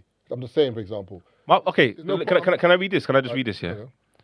So, this is what someone's written... he's a finance person, written about his take on Klarna, yeah? So he said, long story short, don't sacrifice your long-term dreams for short-term desires. Hear me when I say this. I want you to own nice stuff. I just don't want nice stuff to own you. But that's exactly what happens when you don't have a plan, save up, and pay cash up front. No matter what your financial situation is, humans are more tempted to buy things when we see a lower number. As smart as we think we are, we're not immune to stupid. The slick marketing and psychological mind games behind these services are causing you to be financially out of control. You're going to overspend, you're going to buy things you don't need, and you're going to pay for the past instead of building for the future. If you avoid Klarna and all these other things now and build these healthy money habits now, your future self is going to love you for it. And that's all I'm saying. I get it looks appealing. Oh, this hoodie, £75, but I can pay £25 now, and then in the month's time, pay the other 25, and in the month's time, pay the other 25. But I'm saying, I hear what Clint is saying in the sense of, if you have the £75, yeah, then you can do that. But a lot of people don't have the £75. They're saying, I have £25.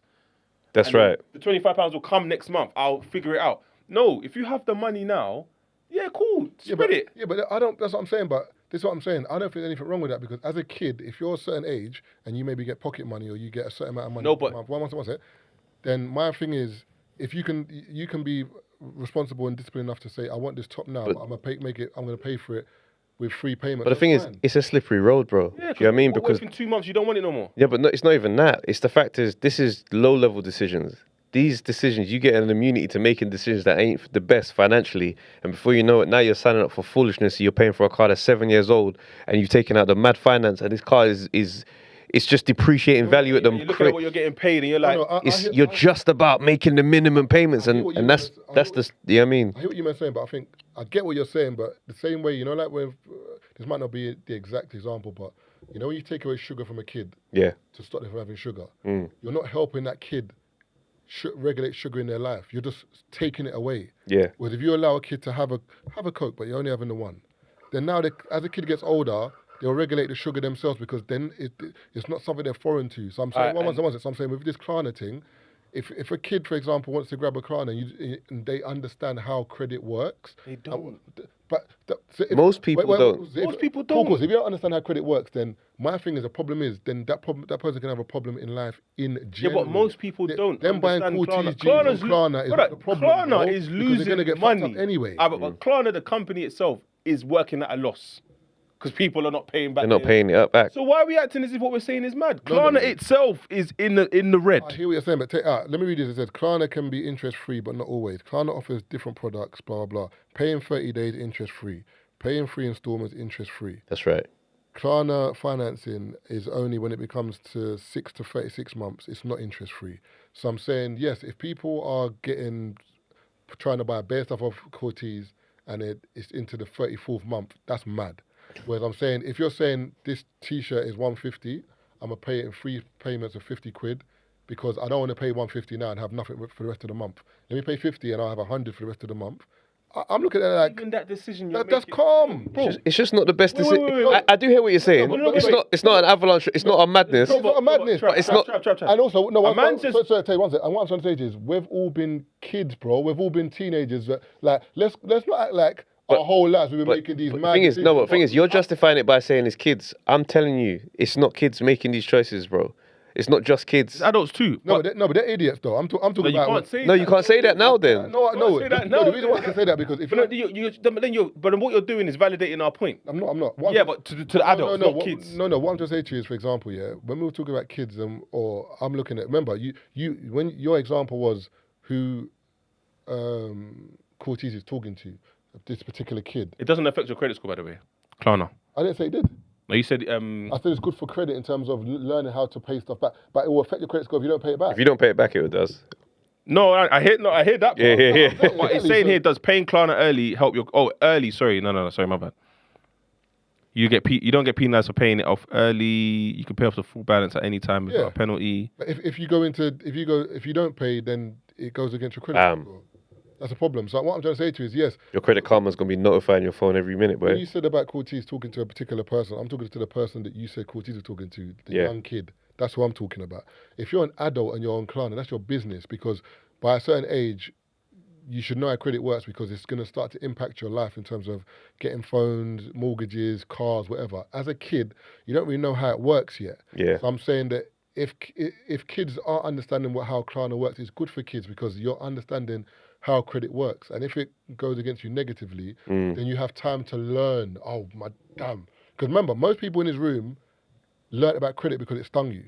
That's right. That's what I learned. That's the same with me. My credit card, I didn't pay it back on time, and then that's when I learned about credit.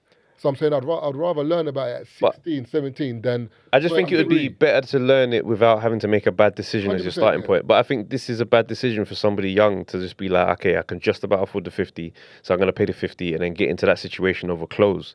Yeah, and the funny thing is, coming from the brand owner himself... That's right. I respect that. He's telling you, brother, don't get yourself in a financial bind over clothes. If it's a thing where you need to pay rent or you need to get something to jug, or even buying a course to study. Yeah, then I hear it. In the long run, this what you've studied, this skill set you've learned is going to make you more money. But then that's like it just opens up the conversation. Good credit, bad credit, asset, liability, stuff that's worth spending and going into credit for. And that's the part that when we're talking about clothes, I can't rationalize a world where I need somebody to take out a loan to pay off some jeans. Yeah. That's, what I mean? Mm-hmm. Yeah, I hear that. But it goes in, peaks and troughs. Yeah. Because sometimes some people would say, for example, you've written Rum Punch and How to Play. You've taken, I don't know, years, months to do it. Yeah. You might now say, do you know what, I deserve something. Whether it's a watch, a nice coat, whatever. Yeah. But then sometimes that might be or holiday. That might be you saying, this is what I need to justify my hard work. So sometimes, I know it might sound superficial, but sometimes some people just need, like, I know it sounds mad, but I get what you're saying. Them jeans, bro. I get what you're saying. Just to feel a little bit okay. In the grand scheme of life, you're saying, bro, feel good about yourself. Sometimes. I hear it. Not frivolously, and just if you ain't doing nothing, it comes at a cost. You can't keep doing it. Yeah. It comes at a cost. And that cost might be a heavy cost, and for some people it might be a light cost. I just feel like what Clint was saying, as the brand owner, because remember, it's his brand. That's right. He can make bare dough, off putting Klarna sales. Yeah. But he's I like, think no. I think Klarna. Someone says Klarna takes 5% of the sale or something like that. That wouldn't affect him. Doesn't all matter, he needs bro. to do is just upsell his clothes. It wouldn't affect him. But I just think in the long run, mentally, I just think for him, he's just like, I don't want people wearing my stuff knowing that there's still 2-3 payments left, or however you decide to use Klarna. Because I see Klarna, I'm not really inclined on using Klarna, man. Nah, same. I've been stung before with all of this finance stuff. Nah, let the direct debits that I need be the ones that there we go. Yeah. There we go. You know what I mean? But remember, but we're a different gen in terms of we didn't grow up with Klarna. So in terms of us, if man was going to a pawn shop, you're down in your luck, bro. That's what to us it looked like. As in, if you need to go somewhere to ask for money, or that's what like hood bankruptcy is giving your PlayStation to the exchange place. Yeah. That's when we know you're frazzled, bro. Yeah. That's what I'm saying. PlayStation, bro. And that's what Klarna to me was. Okay, but you're doing that to get jeans? Nah, that's math. That's mad. But then That's what I'm saying. If you did that, if a man saw you leave the block, with your PS3 or 2, whatever we were using back then, and your GTA, to come back with jeans. I'm writing you off. Man were doing that for weed. No, but that's not different. That's even worse. That's a drug. That's a drug. That's an addiction. That's even worse because the problem is once you smoke that weed, it's gone, bro. It's gone. But that's a man that's got an Whereas addiction. at least I can look at the genes, I can be vexed. But addictions are not rational, though. You can't compare. That's man comparing the addict. I don't understand. I can compare G's to weed, bro. Bro. What would you rather spend £100 on? It depends. If I was an addict, I'll get the If I'm an addict... Forget the fact that I That's what I'm saying. Man smoked it, got high, went sleep and woke up bored in the yard. With no jeans on. No Winnie jeans. the Pooh. Can't even run a little FIFA to try and make you forget about it. I mean, to be fair, when you look at the world in general, bro, like, I feel like the problem with life in general, no one's taught us how to live life properly, bro. Do you know what I'm saying? Even we were talking about on our pod the other day, and you said they're bringing it into schools now, where they're going to be talking about financial literacy, whatever. They didn't bring it in our day, bro. Yeah, I know. And even Bashi came on the pod and spoke about it and saying being poor is expensive because the choices you make, sometimes you're not even aware of what you're doing. That's right. You eating chicken shop all the time is because it's cheaper, yeah, but bare salt, it's not good for your system, bro. Bruv. High blood pressure, type 2 diabetes, you're building hypertension from a young age. You don't even realise it. You know what I'm saying? Wondering why you're stressed, you know. That's right. So, that's right. Whereas no one's taught us these things. So I get that, like, at a certain age, we can look and be like, but bro, most people are winging it. Even our teachers, we said on the podcast, when you were in school, teachers, these were these pinnacle of society. They didn't know what they were doing. But then think about what you're saying and what Clint is saying and what we're saying in this moment. This is advice to avoid you making those same steps and those same mistakes. Like, you know what I'm saying? The owner of the brand, and, yeah. And he's saying it a certain way. Like, it was very, I guess, aggressive to some. It comes across harsh. Because he's the owner of the brand. He's got the money. But what he's saying still makes sense. That's what I'm saying. And it's discipline. Like, I know what you're saying in terms of people just need a little break if they want to feel good about themselves. Cool. These moments, they start off small and they just amount and they snowball. Before you know it, you got £600 every month. That's paying off shit you're not even thinking about no more. Trev, I'm not even condoning people using Klarna as such. What I'm trying to say to you is I'd rather sometimes people have the information that how Klarna works and how it exists and how to use it. Because when we were younger, I didn't have that information at all. Yeah. So when I went to uni and they were like, yeah, you got student account, you can get $1,000 in overdraft. The overdraft. Oh, that shagged me. And I can get a credit card. But overdraft, I don't think I was ever in the green, bro. Listen, my student. I was never, brother. It was, remember, as far as I'm concerned, that £1,000 was my money, bro. You know what I'm saying? I didn't know because... Until you go close to the 2001. Yes? then it goes... Hey, your account, no! You're like, whereas as a kid, if you explain to me that this £1,000... I know it might sound dumb and sounds like it's self-explanatory, but it wasn't. This minus £1,000 is there in case of emergency. Try not to use it. If you don't pay back your credit card... whereas I'm saying this youth from now, I'm not saying they should use Klarna, but I'm saying it's good that they're aware of how Klarna works, how it exists, and how credit works, and how it can affect your credit. That's what I'm talking about. So telling people not to use it is a little bit different to telling people how to use it correctly. That's my argument. But I think it exists because it's a ginnels, the same way you have the payday loan. That's right. But everything's a ginnels though. Not payday loan on your credit file is bad news, bro. No, I'm talking about everything in terms of even we saw the thing on the mortgage in America, where it was like, I think you take a mortgage of has always been 500,000. I've been saying but you're paying about 1.6 million. It's been a ginnels. Everything's a ginnels, bro. No, I hear you, but that's why it's like there's a certain things like being in debt, like a student debt. Yeah. That's good debt to take. Debt for genes, bro. Like people have to be able to scale and say good credit, bad credit, and put them on a specific list, fam. Like, even like, for example, the football teams that we support, they're operating in debt. Yeah. To us, it's good debt. That's Some teams is not, but not Arsenal still. But it's an investment. It's an investment. United. It's an investment for the future. This is it, bro. Listen to this, yeah. Living in a time where people break over things that previous generations pushed through without a second thought, right? Discomfort is now trauma, accountability is an attack, and anyone who disagrees becomes the villain in someone's story. And respect and discipline barely exist. Entitlement has become so normalized that basic emotional resilience is no longer common. And that's why everything triggers everybody. That's why people send hateful messages over opinions and advice or truth that challenges them. And I see it every single day. The anger, the projection, the outrage. And all it does is confirm how emotionally unprepared so many people are for the real world. And this is not strength, it's fragility. Real healing isn't coddling, it's uncomfortable, it's confrontational. It requires honesty and grit and the willingness to look inward, qualities that used to be the foundation of growing up. And until that comes back, we're going to keep seeing adults who crumble under the same weight their parents carried without a choice. That's so real. Brother, that's how I felt when I was seeing people respond to what Clint was saying. I'm like, what's he saying that's so... He's telling the man, yo, you ain't got the bread, wait till you have the bread. Essentially, that's what I read.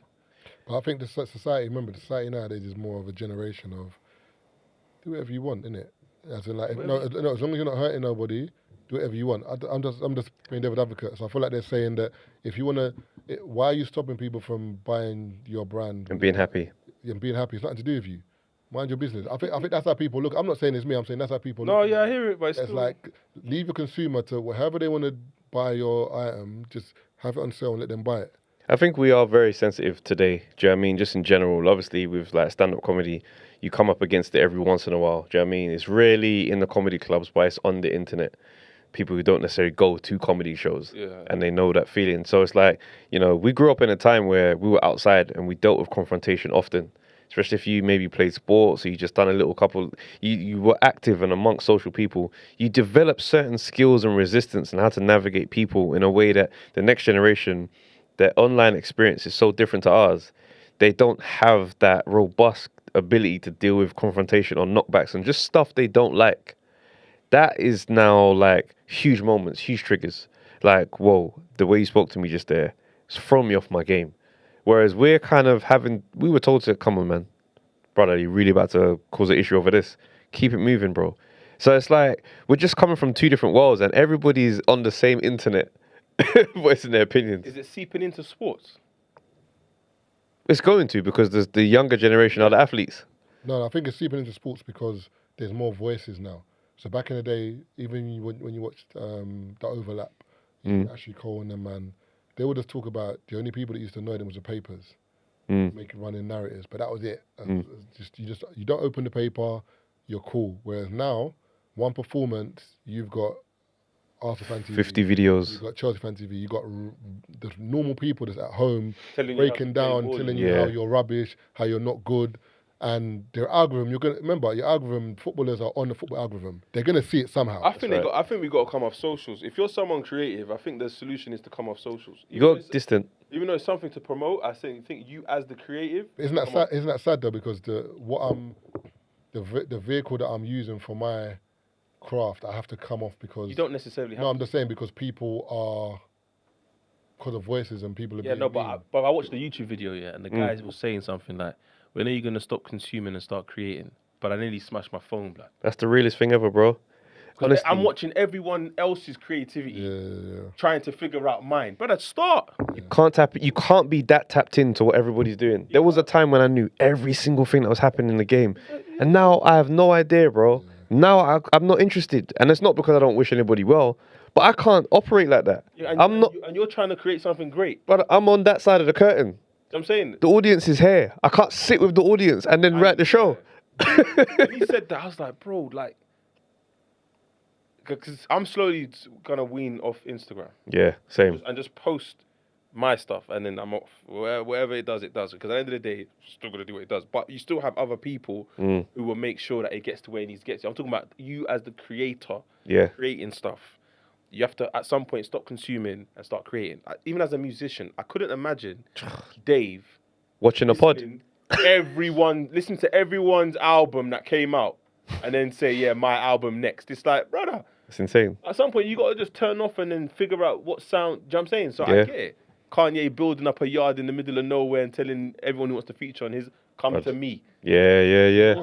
Sorry to cut you. You know what's mad? I saw this thing on Insta the other day, and it was saying a psychologist explains why 90s games shape kids differently than today's ones, So he was saying, he said children in the 90s played games that forced the brain to fail and try again.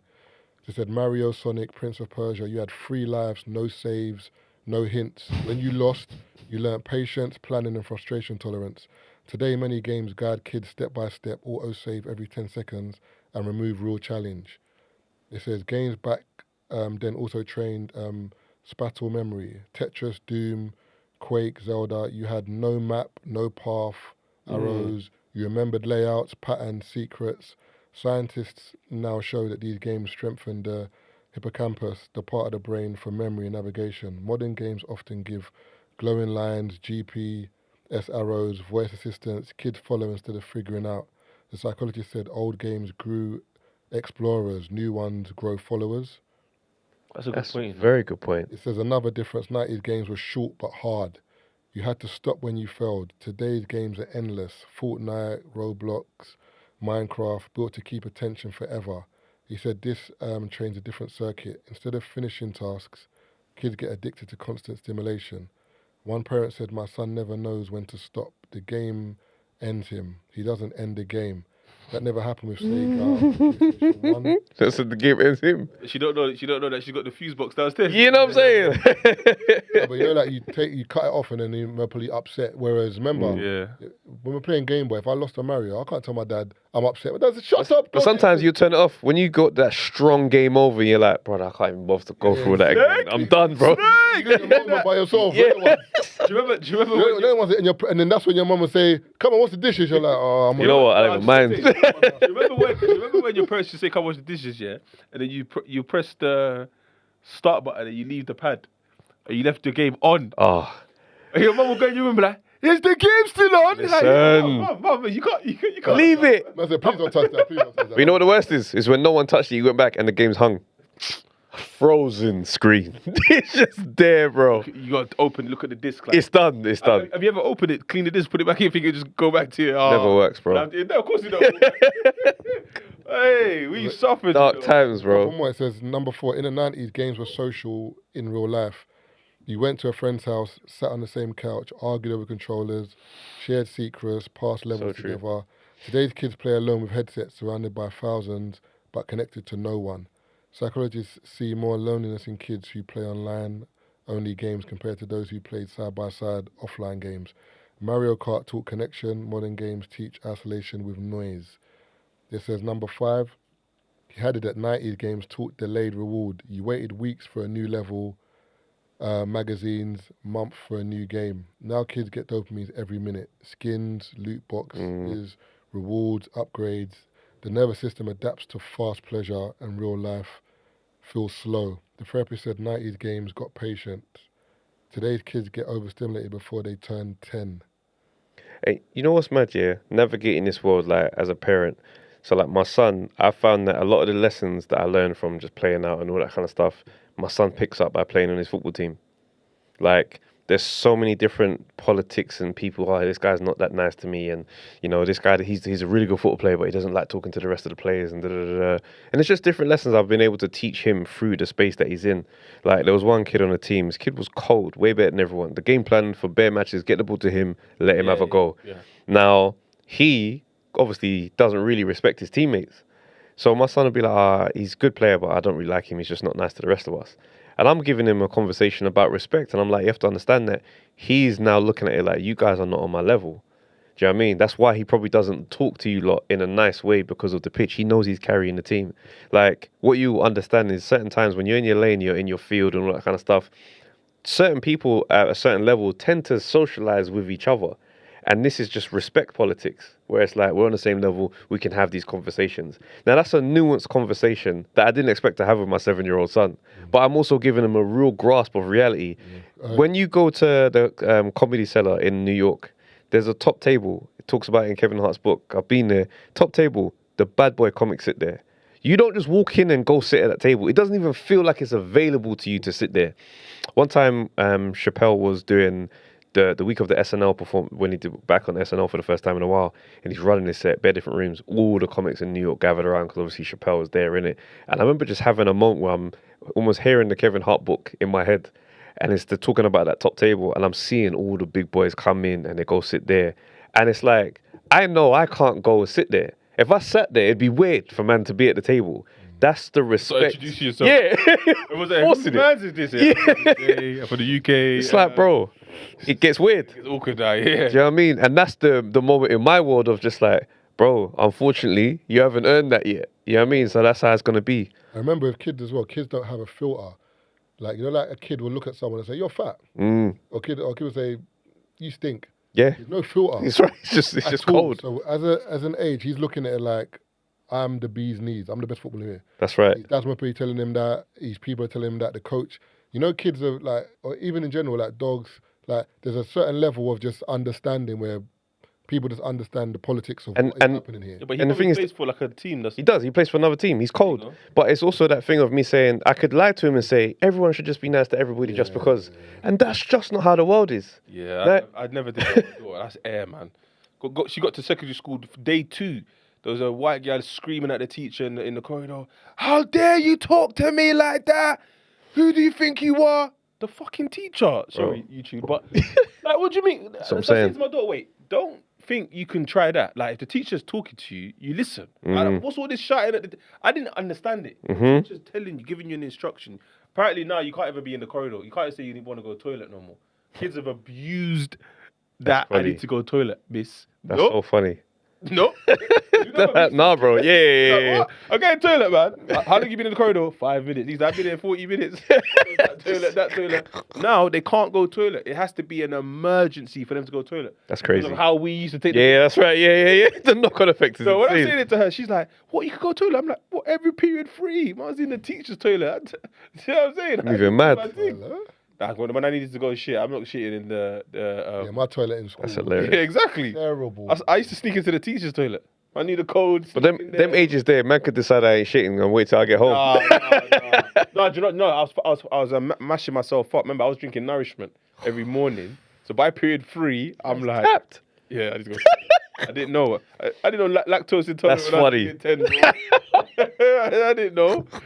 What? Now, yeah, milk don't see me, boy. That's very. You know what's mad as well? I was chatting to my brethren the other day. Me and Anton were on the train, and he was chatting about Yeah, anyway, so I'm on the train anyway, my brethren anyway, and he's talking about his son got into like a altercation at school, innit? Like a fight with some boys and whatever, and it was interesting because he's about 14, 15. About 14, 15, yeah. And his understanding of the situation was more about, if I didn't do this, then I would have been maybe bullied later on because people would have thought I was an idiot. So we were just talking about it, and it took us back to our school days. And we were talking about a couple of issues I remember that I had when I was in school with some of the boys in the upper year and that. And I was saying that I forgot we went same school, innit? St. Joseph's. Yeah. I found out someone tweeted that. Oh, is it? Yeah, St. Joseph's Academy. That's mad. Yeah. Mad, I don't remember seeing you. That's crazy still. And I had some issues with the youths in the year above, and I remember it happened in year 9. They were year 10, so obviously it was 2 years, and it was just me. You know that when the bullies from an upper year are on you, and everyone's like, I can't lie to you, Marv, this one I'm not involved still. So it was just rough. So, but because I beat him up, he was a bit frosty with it. So he didn't really want the one-on-one, but when he was with them lot, he would try and... Yeah. I'm like, all right, well, let's do it then. Like, whatever. And then there was always excuses anyway. So we're talking about that. And I was saying that what's interesting is that I used to live in Poplar, but get bus to Lewisham. And I used to pay for Capital Wanderers. I used to go the bus to Downham. I'm like, parents nowadays with no phone. Just rolling. Yeah. And I'm like, and my brother was saying, I wouldn't let my son do that now. No, that's real. I'm like, wait, has it got worse now than it was then? Because them days, man would take your phone and everything's gone. That's right. Whereas now, they're not really stealing phones. There's more of maybe an issue with violence. A lot more kids maybe carrying knives. But was it worse then now? Because, bro, no word of a lie, bro. My mum and dad didn't know where I was from, I don't know, 5 till like 10. Yeah. No phone, they couldn't contact me. They were just hoping I got home, but they never worried like that. No, but you know what I'm talking. No, but you know, if African parents worry, they're telling you, bro. Yeah. So I'm saying, whereas now, if your kid goes to the shop and it's been 10 minutes, where's this? Like, I remember I used to go to primary school on my own. Like, must have been, but it was just down the bottom of the road. But from like about 9, 10, walking down, walking to school. And I look at my son, he's 7 now, and I'm thinking, No way. it's not 2 years and you're going to school by yourself. I can't see that. We're going in my car until you can drive, bro. It was winter, a couple of times when it's getting dark, you were coming home in the dark, right? Yeah, bro. And you're thinking, so I'm like, wait, was it worse? Like, is it worse? Remember, run-outs. During the summer holidays, you knew that I'm leaving my house. And you know, if you come out for a drink, you're not going back out. It's a strong play out day. So you're out from maybe midday till 8. Yeah, but your play out could be like we could play out Mitchell Brook and end up in Church Road. So I'm saying, man, be on the bike. When I come home, yeah, gone to Sydney on the bike. Yeah. Now, like, but remember, they don't play out like that. But Taze, your parents wouldn't remember. If you left your house at midday, your parents didn't. You just say, "Where you going?" I'm out with my friends. You'll be out from maybe midday to about 8 o'clock. That's 8 hours. Anything can happen in 8 hours. You know? No, I know. And you won't flag it until 8 p.m. Yeah, and I'm looking back and thinking about but again, we didn't have what we have now. We didn't have social media. I couldn't update my story, post, all of that stuff. You couldn't do all of that. But it's mad because these things should make it more. You should be more comfortable doing these things because I'm like I can check where you are, but I can check where my daughter is, but that doesn't mean that it doesn't change it. Okay. Example, I can check where my daughter is. Same. I go check where my daughter is and she's not where she's supposed to be. I'm panicking. No, but what Travis is saying is in terms of nowadays, back in the day, our parent couldn't think at 3 p.m. I wonder where Tazer is because they have no idea. They've just got remember they've got to wait for you. No, I'm saying, but they've got to wait for you to come back at 8. And if you're not back at 8, that's when it's like panic. We're panicking. He's normally back by these times you're 6 hours. You be in Manchester, bro. Ipswich or something like that in the back of a car. But even this, I can still panic. No, but she's at home anyway. But I'm saying, but now technically you could ring your daughter. She could be out with her friends. You ring her and say, "Where are you?" I'm just here. Okay, cool. And your mind's at rest. Whereas I'm saying, back in our day, no one could ring. Just outside, bro. You're just outside until whatever. But no one panicked. And it's mad because it was bad back then, but the perception of things were different. I remember one time I was on a bus to basketball training in Crystal Palace from Lewisham.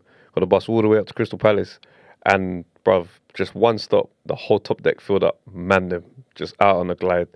Fortunately, I knew one of them, but it's not I say I knew him, he knew my friend. He's like, oh, and his little convo. But I just remember thinking, had I not have that relationship with that random person, that's me. And they wouldn't know until maybe 4 hours time. Bro, where's Travis? What's so mad about that?